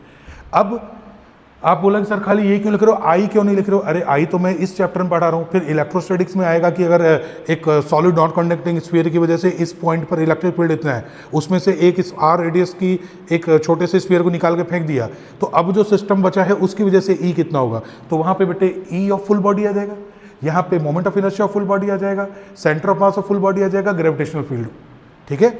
मैग्नेटिक फील्ड में भी आता है, we have a solid current carrying wire, and due to that wire we have this much of magnetic field. If some portion of the wire is removed, then what will be remaining magnetic field at this point? वहां पर भी यही आता है। सबसे पहले assume करो कि फुल बॉडी मतलब कि नो पार्ट रिमूवल। बेटे फुल बॉडी से मेरा मतलब यहां पे समझ लेना, फुल बॉडी से मतलब है नो पार्ट रिमूव्ड, कुछ भी रिमूव नहीं है, फुल बॉडी बेटे। और फिर ओनली रिमूव्ड पार्ट। वही सिंपल सी बात है यार, 10 में से 3 बंदे ने काम करना बंद कर दिया, बोले 7 बंदे कितना काम करेंगे। मैंने कहा एक काम कर, पहले मान के चल कि 10 के 10 काम कर रहे हैं, काम फाइंड आउट कर लिया। फिर मैंने कहा कि अब सिर्फ ये मान के चल कि 3 बंदे कितना काम कर रहे हैं, वो निकाल लिया। उसमें से उसको माइनस करोगे तो 7 वालों का पता नहीं लग जाएगा। अब आप बोलोगे सर फिर ऐसा क्यों करते हैं, आप डायरेक्ट 100 एक बंदे का काम निकाल के 7 से मल्टीप्लाई कर दो। मैंने कहा यार ये मैथ्स में चल सकता है, इसमें कैसे चलाऊं जिसमें कि स्फीयर, डिस्क, मुझे तो सिमेट्रिक बॉडी के आंसर याद है ना। स्फीयर को आधा तिरछा कर दोगे, काना कर दोगे तो उसमें क्या स्ट्रक्चर बनेगा, क्या वॉल्यूम होगा, क्या एरिया होगा, क्या on the spot find out कर सकते हैं, क्या नहीं कर सकते ना। इसलिए बेटे इस ट्रिक का इस्तेमाल करते हैं। अब बताओ आई फुल बॉडी, मास इसका बेटा जी है m, फुल बॉडी एक्सिस क्या है, ये है बेटे, if I am not wrong it is m/2²। सही लिख रहा हूं? पहले फुल बॉडी, फुल बॉडी मतलब बेटे कोई भी मास रिमूव नहीं है, कोई भी मास रिमूव नहीं है तो ये क्या है, डिस्क है, और डिस्क के एक्सिस ऐसे पार हो रहा है, तो डिस्क के बिल्कुल बीच में पार होता है, तो mr²/2। तो mr²/2 तो बेटे, हाँ सॉरी mr²/2 करना था बेटे, mr²/2। पहले बताओ ये बात में कोई दिक्कत है क्या? रेडियस r2 ही लूँगा फुल वाले की। बताओ भाई ये वाला पॉइंट क्लियर है क्या? mr²/2 लिख दो जल्दी से। सो मत जागो भाई, mr²/2 ठीक है। Full body minus removed part. Removed part में बेटा हम क्या दिमाग लगाते हैं, पहले तो बचे हुए का बेटा अपने को निकालना होता है मास। अब मास कैसे निकलता है ये मैं बताता हूं बेटा, जैसे ध्यान सुनो बेटा। पाई r2 के स्क्वायर का मास है m, तो यूनिट एरिया का मास होता है m/पाई r2²। ठीक है, तो पाई r1² का मास कितना होगा, तो m/पाई r2² इंटू पाई r1²। पाई से पाई कैंसिल, तो रिमूव्ड पार्ट का मास आ गया बेटे m/r1² अपॉन r2²। यही आएगा क्या, m/r1² अपॉन r2²। घबराओ मत बेटे, रिमूव्ड पार्ट वाला सॉल्व करते टाइम बस बच्चे क्या है ना कि इसका m लिखने में गलती कर देते हैं। वो ये नहीं सोच पाते कि यार फुल बॉडी का m है, रिमूव पार्ट वाले को तुम m थोड़ी ना लिख दोगे, उसको m' लिखोगे। अब m' कैसे लिखेंगे, अरे सिंपल सी बात है यार, बड़े पाई r² का मास कितना है m, तो यूनिट पाई r² यानी यूनिट एरिया का मास कितना है m/दिस, तो किसी छोटे से पाई r1² का मास कितना है उसको उससे मल्टीप्लाई कर दो। यही तो ट्रिक होती है बेटा यूनिट वाला निकालने के चक्कर में, यही होता है कि नहीं होता है? देखो बेटा कमेंट में लिखो, ठीक है। अब ये तो सिर्फ m है बेटे, ये तो सिर्फ m है। अब इस छोटे वाले के लिए स्पेशली लिखना पड़ेगा बेटा जी, ये क्या है, ये भी डिस्क है, ये भी डिस्क है। दूसरी गलती बच्चे ये करते हैं, सर जब रिमूव कर दिया तो सर वो तो रिंग हो गया ना, पर हमने क्या कहा, जब फुल बॉडी एज्यूम की थी तो तुमने अपनी तरफ से एक डिस्क भी दी थी कि नहीं दी थी, तो जब डिस्क दी थी तो बेटे वापस भी तो डिस्क लेनी पड़ेगी, और अगर ये पॉजिटिव चार्ज होता ना तो इस वाले का मैं नेगेटिव चार्ज लेता। ध्यान देना बेटा, भाई जितना दिया है उतना लेना भी पड़ेगा। शुरुआत में तुमने फुल बॉडी एज्यूम की थी तो तुमने रिंग कंसिडर किया था, पूरे को डिस्क माना था, पूरे को डिस्क माना था, मतलब तुमने जो कटा हुआ पोर्शन है बेटे उसको भी तो डिस्क मानकर एज्यूम किया था। तो जब उसको डिस्क माना था तो बचे हुए पोर्शन को भी अब तुम्हें क्या मान के सॉल्व करना पड़ेगा, डिस्क मान के। तो m/r²/2 r1²/2। एग्जाम में नॉर्मली बेटे ये r/2 और r का कोई रिलेशन दिया होगा, यहाँ पे बेटा इतना ही है। तो बताओ कुछ सिंप्लीफाई करके देख लो, कुछ बन रही है कि बात?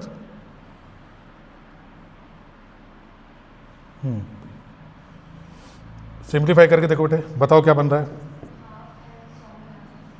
m/r2²/2 और अच्छा इसको बेटे कैपिटल लिखना था, m/r2²/2 माइनस m/r1 की पावर 4 अपॉन r2², और यहाँ पे आ जाएगा बेटे 2।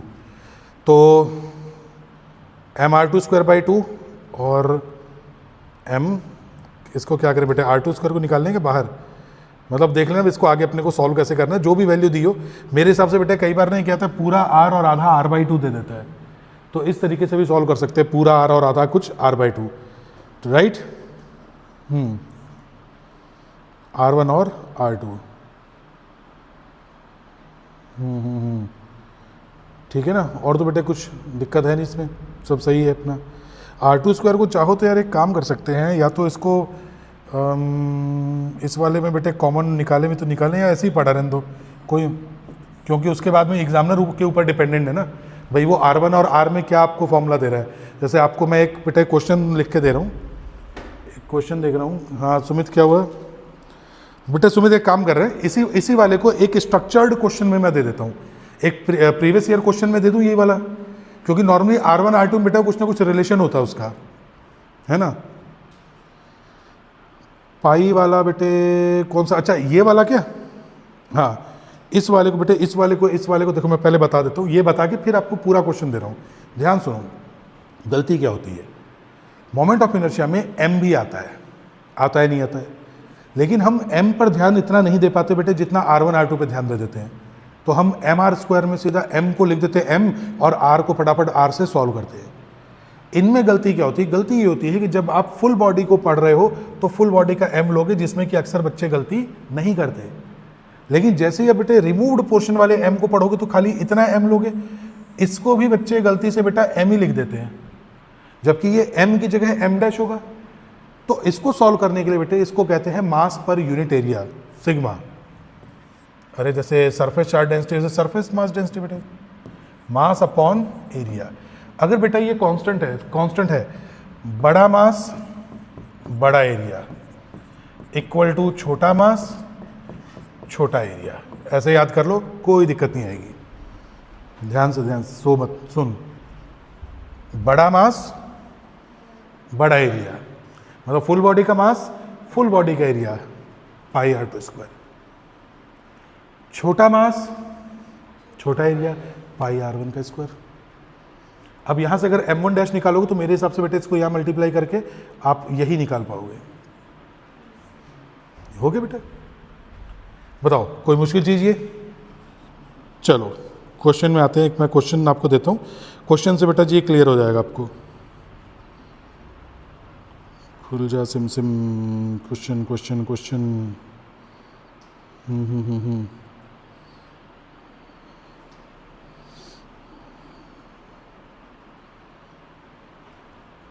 ये बेटा एक क्वेश्चन है, क्वेश्चन देखो।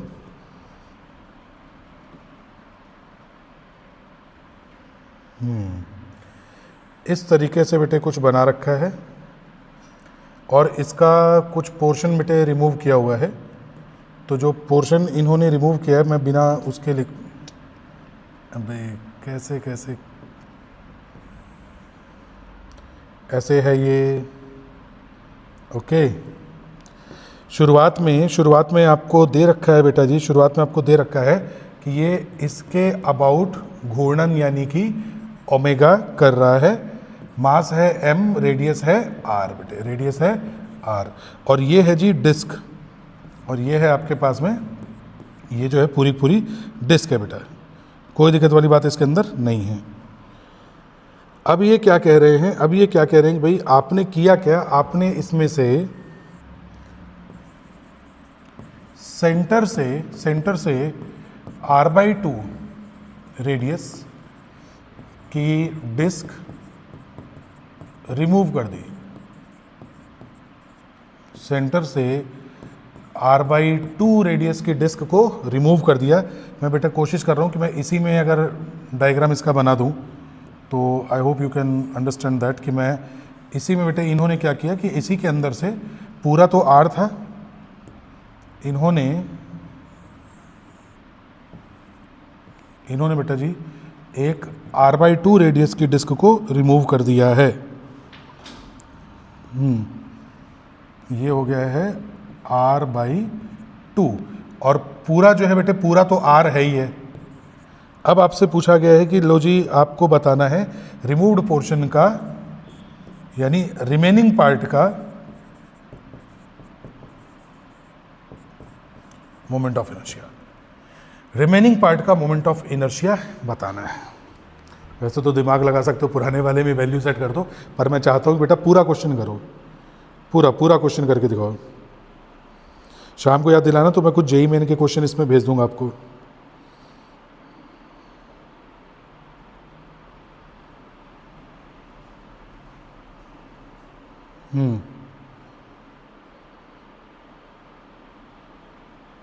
बोलो।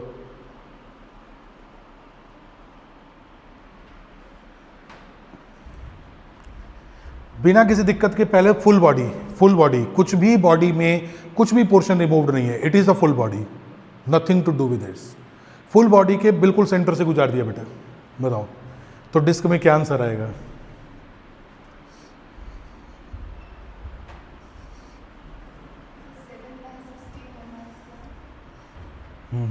और भी सोचो, और भी सोचो।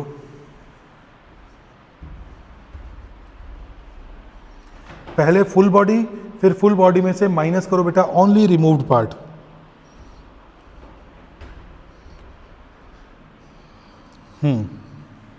बेटा फुल बॉडी में, अच्छा एक मिनट मैं क्यों उसमें देखूं बेटा, हाँ एम आर स्क्वायर बाई 2। कितने लोगों को ये पता है कि सर फुल बॉडी तो एम आर स्क्वायर बाई 2 आ गई? सबको क्लियर है? Full body m are square by 2 minus only removed part. बेटे रिमूव्ड पार्ट का मास कैसे निकालोगे? मास कैसे निकालोगे? देखो, पूरा मास अपॉन पूरा एरिया इज इक्वल टू थोड़ा सा मास अपॉन थोड़ा सा एरिया। क्या थोड़ा सा एरिया r बाई 2 का स्क्वायर होगा क्या? कोई बताएगा कि यहाँ से देखो बेटा जी, ऐसे ऐसे निकालते हैं। पूरा मास m है तो बेटा जी पूरे का रेडियस जो है वो r है। थोड़ा सा मास है m डैश और थोड़े से का एरिया है r बाई 2। क्या यही लिखेंगे बेटे? इसको उड़ा दो, r स्क्वायर से सही बताओ तो r स्क्वायर भी उड़ा दो, कॉमन सेंस लगाओ तो शायद m dash is equal to 4m आएगा, if I am not wrong. हाँ बिल्कुल सही, बहुत अच्छे बच्चे, गुणा भाग भी मेरे से ही करवाते हैं। ठीक है बेटे, ये r स्क्वायर से इसका r स्क्वायर कैंसिल, बेटे ये 4 ऊपर आके यहाँ जाएगा तो m dash is equal to आएगा m बाई 4। m by 4। कितने लोग ने m बाई 4 लिखा है जरा बताना? कितने लोग तुरंत गलती पकड़ गए? गुड। इसमें एक बड़ी अच्छी बात यह है कि ये पता लग रहा है तुम जाग रहे हो। मैं कह रहा हूँ 4m, m by 4, m by 4। अरे मुझे थोड़ी एग्जाम दे रहे हैं, तुम जागो मेरे बच्चों। मैंने सही मायने तुम्हें तरीका बता दिया, गुणा भाग तुम करो यार, मुझे थोड़ी करना वहाँ। चलो अच्छा, m बाई 4 बेटे इसका मास हो गया m बाई 4। रेडियस का स्क्वायर करो जरा, कितनी रेडियस है? r by 2। लेकिन होता क्या है, m are square by 2, m by 4 है, r बाई 2 है, r बेटे r बाई 2 है, तो एम आर स्क्वायर बाई 2 ये होना था। m r square by 2। m removed part का मास कितना है? m by 4। R square remove portion की रेडियस कितनी बेटे? r बाई 2, तो m आर स्क्वायर बाई 2 यही आएगा। m r square by 2 minus m बेटे आर स्क्वायर, 2 की स्क्वायर बेटा बटे में 4, 4 दूनी 8, 8 चौक 32, 32 नहीं आ रहा है क्या बेटा जी? ये डिवाइड में 2 है तो 2 का स्क्वायर 4 हो गया, तो नीचे 4 आ गया, 4 2 जा 8, 4 दूनी 8, 8 चौक 32। ठीक है, देखो कैसे सॉल्व करें। 16 बटे 16 बेटे, तो 16 एम आर स्क्वायर बटे 32 माइनस एम आर स्क्वायर बटे 32, 15 m are square upon 32। I am English medium teacher right?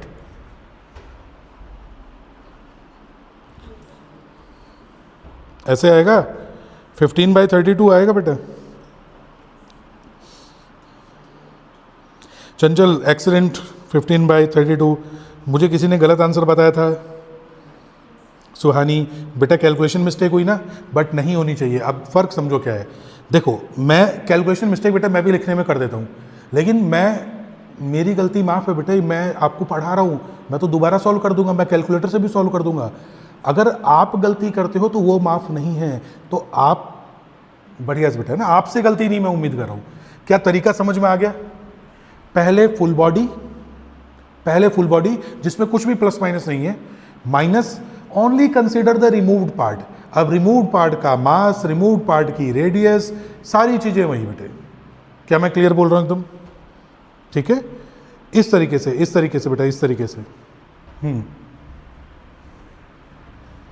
और बेटा जो शॉर्ट वीडियो वगैरह मैं उस पर अपलोड करता हूँ, अगर तुम लोग शेयर कर दोगे तो बेटे शाम तक अच्छी खबर मिलेगी, वरना पाप लगेगा। है ना, प्रमोट कर दिया करो यार। चलो मैं तुम्हें बेटे 2 क्वेश्चन दे रहा हूँ, इन 2 क्वेश्चन का सॉल्यूशन मेरे को चाहिए ग्रुप में शाम तक। दोनों क्वेश्चन जेई के दे रहा हूँ मैं, मेंस लेवल के। मेंस अगर ये दोनों कर दिए फिर रिमूव पोर्शन का कोई क्वेश्चन करने की जरूरत नहीं बेटा, ऑटोमेटिक। फिर आपको शायद ये भी समझ में आ जाएगा कि आपका नीट का पेपर भी वहीं से ये लोग उठा के दे देते हैं जब इन्हें टफ क्वेश्चन देना होता है। तो बेटा जी क्वेश्चन, अच्छा मैं 1 मिनट, सॉरी, मैं ना ग्रुप में ही सेंड कर दूंगा, why I am like giving here. मुझे लेक्चर एंड होने के बाद में आप बोलना तो ग्रुप में मेरे को याद दिलाना, मैं सेंड करूंगा बेटे। दोनों हमको बताने हैं, आपको मल्टीपल बॉडी वाला भी समझ में आ जाएगा और आपको साथ में एक रिमूव पोर्शन का क्वेश्चन और मिल जाएगा। मेरे विचार में अगर रिमूव पोर्शन का क्वेश्चन इस बार देंगे तो जो मैं आपको भेजूंगा बेटे लगभग वही है। आपको एक हिंट दे देता हूं जिससे ये क्लियर हो जाएगा कि आप सुन भी रहे हैं कि नहीं सुन रहे हैं। हिंट ये है कि ये क्वेश्चन आसान था, इसलिए आसान था क्योंकि दोनों के डिस्कों की सेंटर यही है। Both of them have the same axis about which they are rotating. दोनों की घूर्णन अक्ष जो है, रेडियस ऑफ रोटेशन है, वो दोनों सेम है। तो आपने बिना किसी दिक्कत के आराम से mr²/2 कर दिया, फिर बचे हुए पोर्शन में बचे हुए का m, बचे हुए का r²/2 कर दिया। लेकिन बेटा अगर मैं यहाँ सेंटर से काटने की बजाय अगर इसको हम सपोज स्फीयर भी बोल सकता हूँ बेटा जी, यहाँ से काट दूँ ना तो एक्चुअल एक्सिस तो ये है, और अगर मैंने इसको काट दिया बेटा, तो ध्यान सुनना कि इस वाले का इनिशियल आंसर तो तुम ये वाले से लोगे। इसका m और इसका r निकालने के बाद में बेटे इसका i भी तो पता करना है, वो खाली mr² ही थोड़ी होता है। तो अगर बचे हुए को भी तुम डिस्क मानोगे तो तुम डिस्क का mr² यही वाला लोगे, mr²/2। लेकिन इस एक्सिस के अबाउट बेटा जी आपको थ्योरम ऑफ पैरेलल एक्सिस भी लगानी पड़ेगी। तो उस डिस्क का जो होगा वो सिर्फ mr²/2 नहीं होगा, उसका होगा प्लस यानी mr²/2, यानी इस वाले का जो भी m है, इस वाले की जो भी रेडियस है, तो ये m'(r')² के साथ साथ में बेटा जी m यानी कि m', ये डिस्टेंस अगर d है तो d का स्क्वायर भी लिखना पड़ेगा और इसको बड़े वाले में से माइनस करना पड़ेगा, है ना। तो क्वेश्चन याद दिलाना, मैं बेटा आपको दोनों सेंड करूंगा। ये वाले में गलती मत करना, क्योंकि मेरे हिसाब से ये वाला क्वेश्चन पूछेगा अगर दिमाग है, क्योंकि जल्दबाजी में बच्चे क्या करेंगे, पहला वाला तो सॉल्व कर लेंगे, माइनस दूसरे वाले में भी वही सॉल्व करेंगे, क्योंकि पिछले वाला जो था ना, पिछले वाले में दोनों का बेटे rotational axis of rotation same था। इस वाले में एक्सिस ऑफ रोटेशन बेटे ये है, तो अगर इसके अबाउट घुमाओगे तो इसको भी तो इसके अबाउट घुमाओगे। तो अगर इसके अबाउट घुमाओगे और बेटा डिस्क ऐसे है तो पैरेलल एक्सिस थ्योरम के हिसाब से तुम्हें ये पता है प्लस md² भी तो करोगे। क्या कहानी समझ में आ रही बेटा, क्या बता रहा हूँ? कोई मुश्किल चीज़ इसके अंदर नहीं है, ठीक है। तो वो 2 क्वेश्चन मैं आपको भेजूंगा, जरा कमेंट चेक करो बेटा, कोई इशू तो नहीं है? कुछ कह रहे हो क्या कोई?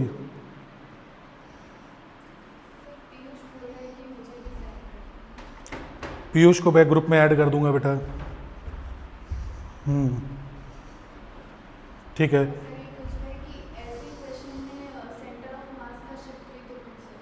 बेटे सेंटर ऑफ मास वाले में सेंटर ऑफ मास का ट्रिक लगाएंगे पीयूष। जो बेटा जिसमें भी आपको शिफ्ट, एक सिंपल सी बात है, थोड़ा दिमाग लगाना। मैं एक छोटा सा वर्बल क्वेश्चन आपसे पूछता हूँ, आपको टॉपिक क्लियर हो जाएगा। एक घड़े में पानी भरा हुआ है, ठीक है। सब लोग पहले तो कमेंट में लिखो कि सब सुन रहे हैं मुझे, थंब इंप्रेशन। 2 लोग तो मुझे सुन रहे हो, तू सुन रहा है ना? हाँ, थंब इंप्रेशन। फिर मैं एक क्वेश्चन पूछता हूँ।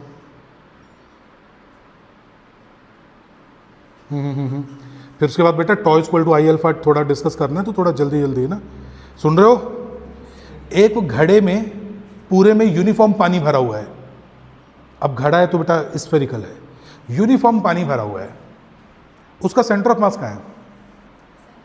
सेंटर में, बिल्कुल करेक्ट आंसर, सेंटर में। उस घड़े पे किसी ने कंकड़ मार दिया और थोड़ा सा पोर्शन उसका निकल के बाहर आ गया, मतलब पूरा घड़ा नहीं फूटा, थोड़ा सा पोर्शन। बेटे घड़े में से पानी निकल रहा है लगातार। जब पानी बाहर निकल रहा है तो सेंटर ऑफ मास अब कहाँ है? सेंटर में या नीचे शिफ्ट हो गया? बोलो बेटा। अब घड़ा जब खाली हो रहा है तो नीचे मास ज़्यादा हो गया, क्योंकि पानी ऊपर से खत्म होता है, तो ऊपर मास कम होना शुरू हो गया, नीचे मास ज़्यादा होना शुरू हो गया, तो घड़े का सेंटर ऑफ मास पानी के साथ साथ नीचे आ रहा है। Once the 100% water goes out, it again comes to centre. बात समझना। तो सेंटर ऑफ मास का शिफ्ट जो है ना बेटा, बिल्कुल आप जिस तरफ से पोर्शन खाली करोगे उसके दूसरी साइड में शिफ्ट हो जाएगा, ठीक है। लेकिन वही बात है बेटे, क्रैश कोर्स में अपने को लिमिटेड, हालांकि मैं फिर भी बेटे मोमेंट ऑफ इनर्शिया भी ज़्यादा टाइम ले गया, मुझे सही मायने में तो टॉ इक्वल टू आई अल्फा पे आना था। तो जब भी शिफ्टिंग वाले क्वेश्चन हो तो आपको डीपीपी या क्वेश्चन से बेटे ढूंढना पड़ेगा, और ग्रुप पे आप क्वेश्चन सेंड करो। जो भी क्वेश्चन सेंड करेगा पहली ड्यूटी है कि ग्रुप के बाकी लोग आंसर करेंगे, ठीक है। जब अल्टीमेट आप आंसर नहीं कर पाएंगे तो आप मेरा मतलब मुझे टैग कर देना, उसमें लिख देना, तो फिर मैं आंसर करूंगा, राइट। चलो, तो अब मुझे ये बताओ कि tau is equal to I alpha पे फटाफट आते हैं बेटा। सबसे पहले बताओ टॉर्क होता क्या है? The force which rotates. जरा मुझे ये बताओ,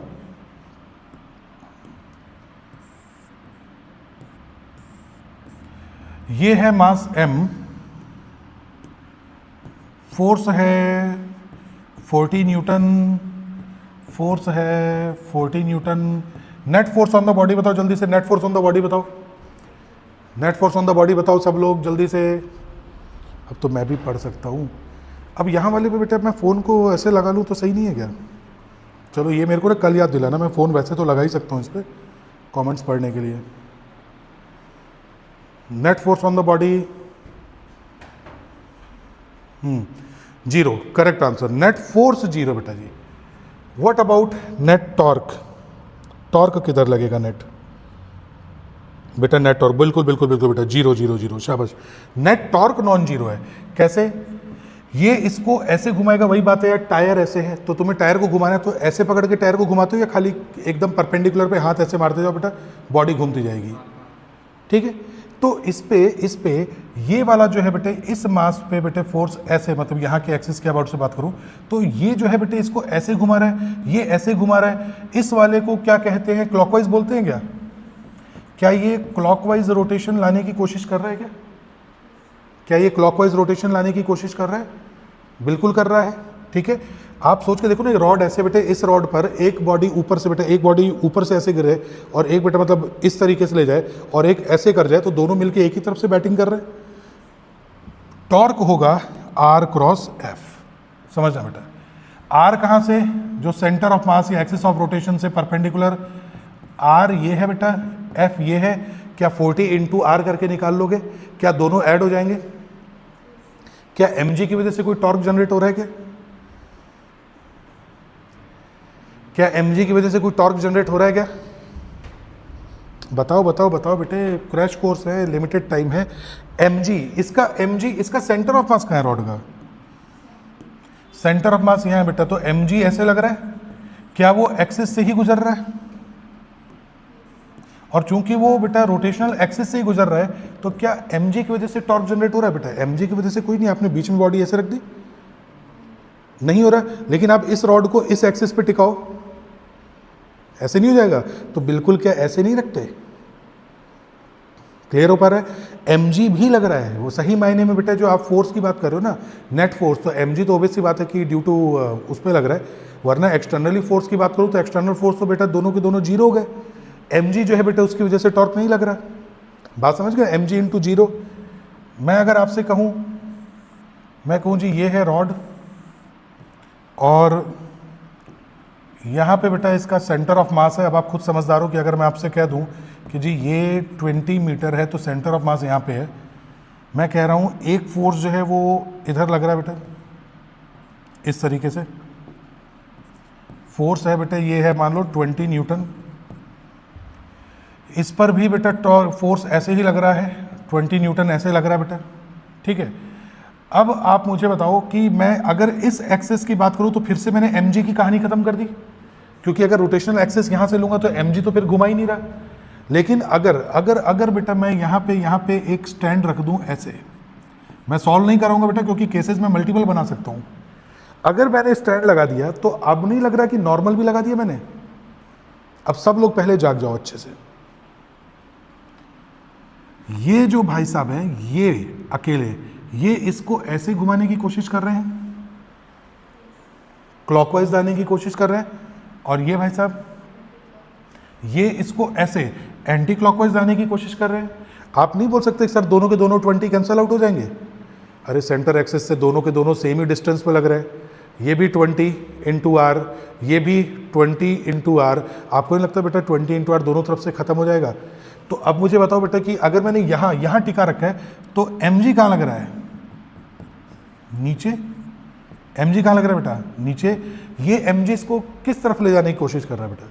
अगर इन दोनों को हटाऊं तो ये इसको ऐसे ले जाने की कोशिश कर रहा है। तो अगर ये ऐसे ले जाने की कोशिश कर रहा है तो ये इस तरीके का एंटी क्लॉकवाइज टॉर्क जनरेट कर रहा है। ये क्या नॉर्मल नहीं लगा रहा है क्या? ये क्या नॉर्मल नहीं लगा रहा है क्या? नॉर्मल लगा रहा है। लेकिन अगर मैं इसके अबाउट पूछूं, इसके अबाउट पूछूं, इसके अबाउट पूछूं, तो बेटा नॉर्मल वाला तो मैं एक्सिस से ही पास करा दे रहा हूं, तो नॉर्मल वाले की कहानी खत्म। ऐसे क्वेश्चन में बेटे मल्टीपल केस बन सकते हैं।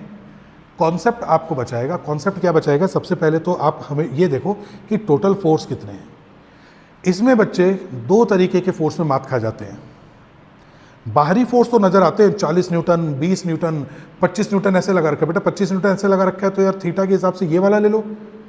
एक फोर्स मैं कह दूं कि सर एक फोर्स ऐसे लग रहा है, सर ये फोर्स ऐसे लग रहा है, सर यहाँ से ना सर ये एंगल थीटा बना रहा है। तो बेटा जी मैं इस फोर्स का, अगर इस फोर्स का कौन सा कंपोनेंट लूंगा बेटा?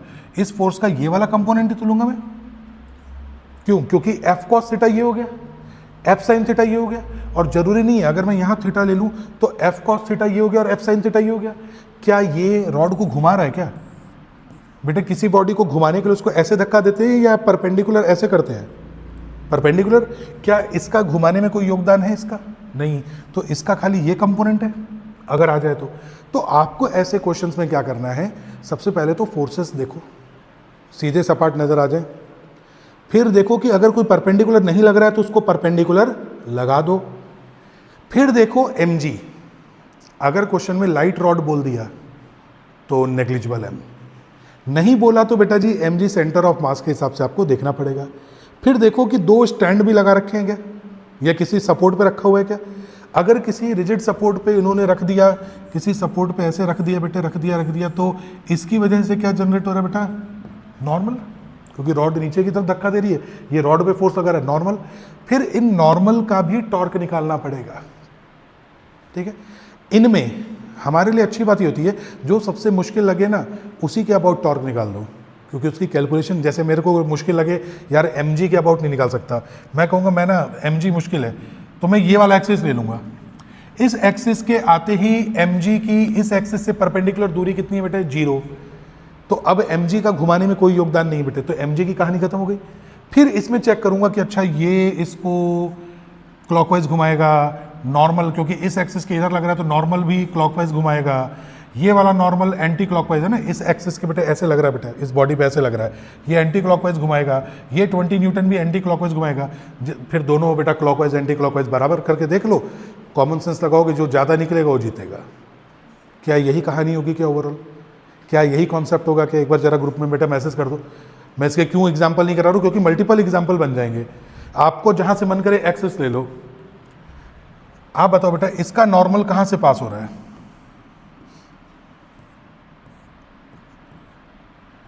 ये मास m है बेटा, ठीक है। इसका mg जो है बेटा वो यहाँ लग रहा है, ठीक है। यहाँ पे है जी फ्रिक्शन, यहाँ पे है फ्रिक्शन, और बॉडी जा रही है बेटे v वेलोसिटी से इधर, ठीक है। टॉर्क है 0। ओबेसी बात है, बॉडी अगर बेटे रोटेट नहीं करी टॉर्क 0, तो इसका नॉर्मल किधर है बेटा? First, second, third. इस पे नॉर्मल किधर लग रहा है? फर्स्ट, सेकंड या थर्ड?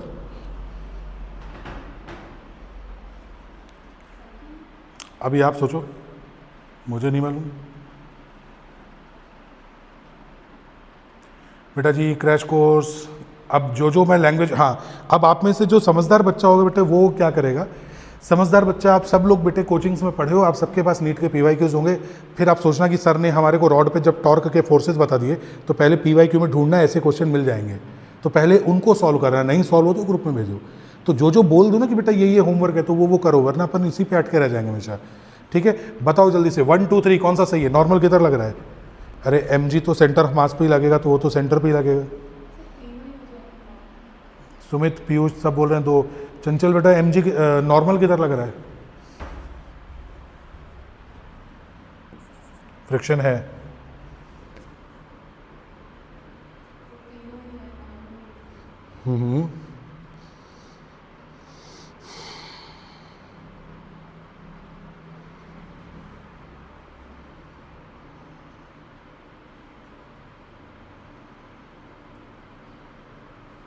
और कोई?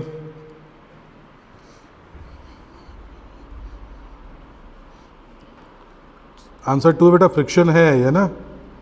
चलो ये बता के बेटे फिर आज के लेक्चर में ख़त्म करता हूँ। देखो हुआ ये मेरे बच्चों, दिमाग लगाना, एक्चुअल में जब फ्रिक्शन दे दिया बेटा बॉडी इधर जा रही है, तो फ्रिक्शन नोटिस करें तो बेटे फ्रिक्शन के लिए फॉर्मूला, हम फ्रिक्शनल फोर्स के लिए फ्रिक्शन यहाँ बनाते थे क्या, F, वो मैंने कहता था कि ऐसे सेंटर से मत दिखाओ बेटा, जमीन के पास से दिखाओ, ये दिखाते थे पहले, तो ऐसा होता था। सेंटर ऑफ मास यहाँ पे है, यहां से बेटा जी ये परपेंडिकुलर डिस्टेंस है, इस परपेंडिकुलर डिस्टेंस पे फ्रिक्शनल फोर्स ऐसे लग रहा है, तो टॉर्क जनरेट कर रहा है कि नहीं? Perpendicular distance, force, centre of mass, friction बिल्कुल बीच में लगता तो सेंटर ऑफ मास में लगता तो कोई दिक्कत नहीं थी, इस पे लगता तो बेटा नॉर्मल आपका ये वाला सही था, बिल्कुल कोई दिक्कत नहीं थी। लेकिन आप अब दिमाग लगाओ, सोचो कि फ्रिक्शन क्या एक्चुअल में सेंटर ऑफ मास पे लग रहा है या जमीन के बिल्कुल पास यहां से लग रहा है बेटा? तो सेंटर ऑफ मास से क्या ये परपेंडिकुलर डिस्टेंस है, इसी पर फ्रिक्शन ऐसे लग रहा है क्या? F क्रॉस R, R कौन सा होगा बेटा? R ये वाला होगा। समझ रहा हो, समझदार को इशारा काफी। बोलो कौन से वाले R की बेटा अपनों ने बात की? हम कह रहे हैं हम उस R की बात कर रहे हैं जो इसके सेंटर ऑफ मास से लग रहा है। इस R पे F ऐसे लग रहा है बेटा, F क्रॉस R, ये किधर घुमा रहा है इसको? आप सोचो, ऐसे कोई बॉडी है, इस पे फोर्स ऐसे लग रहा है, आपको नहीं लगता कि ये बेटे कुछ इस तरीके से घुमाने की कोशिश कर रहा है? दिमाग लगाओ, दिमाग लगाओ, दिमाग लगाओ, क्या इस तरीके से घुमाने की कोशिश कर रहा है? आर ऐसे है, फोर्स ऐसे लग रहा है। अगर मैं इस तरफ से लगा रहा हूं बेटे, इस वाले पे, हाँ फ्रिक्शन, सॉरी इस तरफ लग रहा है बेटा, इस तरफ लग रहा है, तो ये ऐसे घुमाने की कोशिश कर रहा है। तो ये अगर बेटे इसको ऐसे घुमाएगा तो ये कुछ इस तरीके का रोटेशन लाने वाला है। अगर कभी नोटिस किया हो, कोई चलती हुई गाड़ी जो है ना, जब बेटे पलटती है ना, तो वो ऐसे पलटती है, वो चलती हुई गाड़ी कभी रिवर्स में पलटी नहीं खाती है। कभी अगर टीवी पे देखा हो, पिक्चर में देखा हो, और ज़्यादा नहीं दिमाग लगा तो बेटे रोहित शेट्टी की पिक्चर देख लो। आप देखना वो जो चेन्नई एक्सप्रेस में वो क्या करता है कि जब वो देखता है सामने से गाड़ी आ रही है, तो वो निकालता है वो बेटे डिवाइस, वो जो है ना, उसको बेटे ऐसे टायर पे मारता है। तो आपने नोटिस किया होगा कि चलती हुई गाड़ियाँ आगे की तरफ से पलट के ऐसे जाती हैं। कभी देखा है कोई रोहित शेट्टी की पिक्चर में या किसी भी एक्सीडेंट में कि चलते चलते गाड़ी ऐसे पलट गई हो पीछे की तरफ यूँ करके? मोस्टली वो आगे की तरफ से पलटती है बेटा। होता है कभी? देखा है? देखा होगा। अब बताओ कि अगर मैं कह दूं कि टॉर्क जीरो है, गाड़ी नहीं पलट रही है, तो कोई तो होगा जिसने एंटी टॉर्क दिया होगा। नॉर्मल यहां नहीं बेटा, नॉर्मल यहां लगता है। नॉर्मल जो है वो यहां लगेगा इस पे ऐसे। क्यों? क्योंकि ये वाला भी तो परपेंडिकुलर आर हो जाएगा हमारे पास, है ना। मैंने दोनों की डिस्टेंस थोड़ा ऐसे बताया, ये भी तो परपेंडिकुलर आर है। इस आर पे नॉर्मल कैसे लग रहा है? किस तरीके का टॉर्क दे रहा है? क्या नॉर्मल जो है बेटा एंटी टॉर्क दे रहा है कि नहीं दे रहा है, एंटी क्लॉकवाइज? अगर मैं कह दूं कि टॉर्क जीरो है, तो मतलब फ्रिक्शन वाले टॉर्क को नॉर्मल वाले टॉर्क ने बैलेंस कर दिया बेटे। अगर गाड़ी नहीं पलट रही है, अगर टॉर्क जीरो है, तो सिस्टम वाले टॉर्क को, मतलब सड़क की वजह से बेटे लगने वाले टॉर्क को नॉर्मल वाले टॉर्क ने क्या कर दिया? जीरो, बैलेंस कर दिया बच्चों। बात समझना। तो नॉर्मल, यहां से कुछ बातें आपको समझ में आती हैं। पहली बात, mg is always passing through center of the mass, weight of the body always passes through the center of mass. So mg works at the center of mass. That is true? Correct. Normal always passes through center of mass. Normal always passes through center of mass. सही है गलत है? बेटे ये गलत है. Normal हमेशा centre of मास नहीं. अगर बॉडी में टॉर्क जनरेट नहीं हो रहा तो नॉर्मल का काम होता है कि भैया उस फ्रिक्शन वाले को बचाओ. तो ज़्यादातर जब फ्रिक्शन लग रहा होता है तो नॉर्मल सेंटर में नहीं दिखाते हैं. ठीक है, ये बात ध्यान में रखना. चलो मुझे ये बताओ, इस पर बताओ बेटा. मेरे हिसाब से ये नीट में बेटे क्वेश्चन मेरे हिसाब से बनना चाहिए कि इस पे नॉर्मल लग कहाँ रहा है. ठीक है, ये फ्रिक्शन, ये है म्यू, ये है थीटा. आपको बताना बेटा जी कौन सा नॉर्मल इसमें से सही है. 1 2 3 N1 N2 N3 which is the correct normal. और बॉडी ऐसे आ रही है तो कॉमन सेंस लगाओगे. बॉडी बेटे इस तरह से आ रही है v वेलोसिटी से, और फ्रिक्शन है तो बुद्धि का प्रयोग आप कर पाओ. तो आई होप यू अंडरस्टैंड कि अगर ऐसा आपको पता है बेटा तो फिर आपको भी जानना पड़ेगा कि फ्रिक्शन ऐसे लग रहा है यू. अब बताओ नॉर्मल किधर लग रहा है बेटा.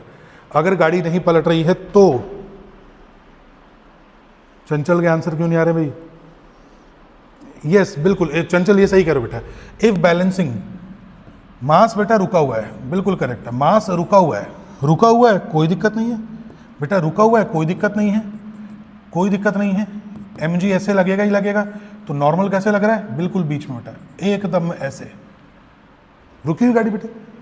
अगर अब नॉर्मल ऐसे की जगह ऐसे लग गया तो नॉर्मल ही नहीं पलटा देगा क्या गाड़ी को.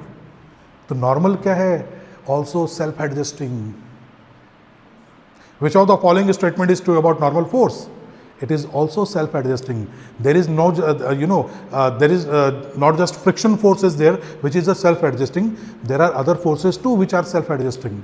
So normal force is also self-adjusting. यहाँ पे ये ऐसे ही है बेटे, यहाँ पे ऐसे ही है. यहाँ पे बताओ कौन सा नॉर्मल सही है, कौन सा नॉर्मल सही है बेटे. बिल्कुल बिल्कुल बिल्कुल बेटा, बिल्कुल बिल्कुल बिल्कुल. क्योंकि इसके mg cos थीटा तो ऐसे ही आएगा. इस mg cos थीटा बेटे, अब इसका mg cos थीटा जो है शुरू तो यहीं से हो रहा है ना. तो परपेंडिकुलर डिस्टेंस ये है. इस परपेंडिकुलर डिस्टेंस पे बेटे फ्रिक्शनल फोर्स ऐसे लगेगा. तो ये ऐसे करके यूं घुमा रहा है. तो इस तरीके का रोटेशन, तो इस तरीके का रोटेशन बेटे ये इसको कुछ इस तरह घुमाने की कोशिश करेगा, इस तरह घुमाने की कोशिश करेगा. आपको नहीं लगता कि कई बार ऐसा ही होता है. गाड़ी जब नीचे आ रही होती है, ब्रेक लगता है या कुछ, तो बेटे पहले आगे के टायर पर से गाड़ी यूं पलटने की कोशिश कर रही होती है. अब मैं नहीं चाहता कि आप कभी एक्सपीरियंस करो. मैं भी कभी ऐसा अगर देखा हो बेटे कि गाड़ी अगर फुल स्पीड से नीचे उतर ब्रेक मारते हो तो कहीं ना कहीं वो बेटे पलटने की कोशिश कर रही होती है. ठीक है, तो अब मुझे बताओ कौन है जो एंटी टॉर्क देगा इसको. वो बिल्कुल आपका सही आंसर है कि सर इस वाले आर पे N3 जो है वो ऐसे पलटा देगा. तो N3 is the correct answer. N3 is the normal. मेरे हिसाब से इसमें से नीट में एक छोटा क्वेश्चन आना चाहिए भाई इनमें से कि which is the correct value of normal if there is no torque working on the system, if the car remains horizontal, if the body remain horizontal. इनमें से ये आना चाहिए. बच्चों को सीखा आज. ठीक है, तो अब कल के लेक्चर सुनो. अब आज भी वही बात है बेटे, जितना सोच के आता हूँ उतना पढ़ा.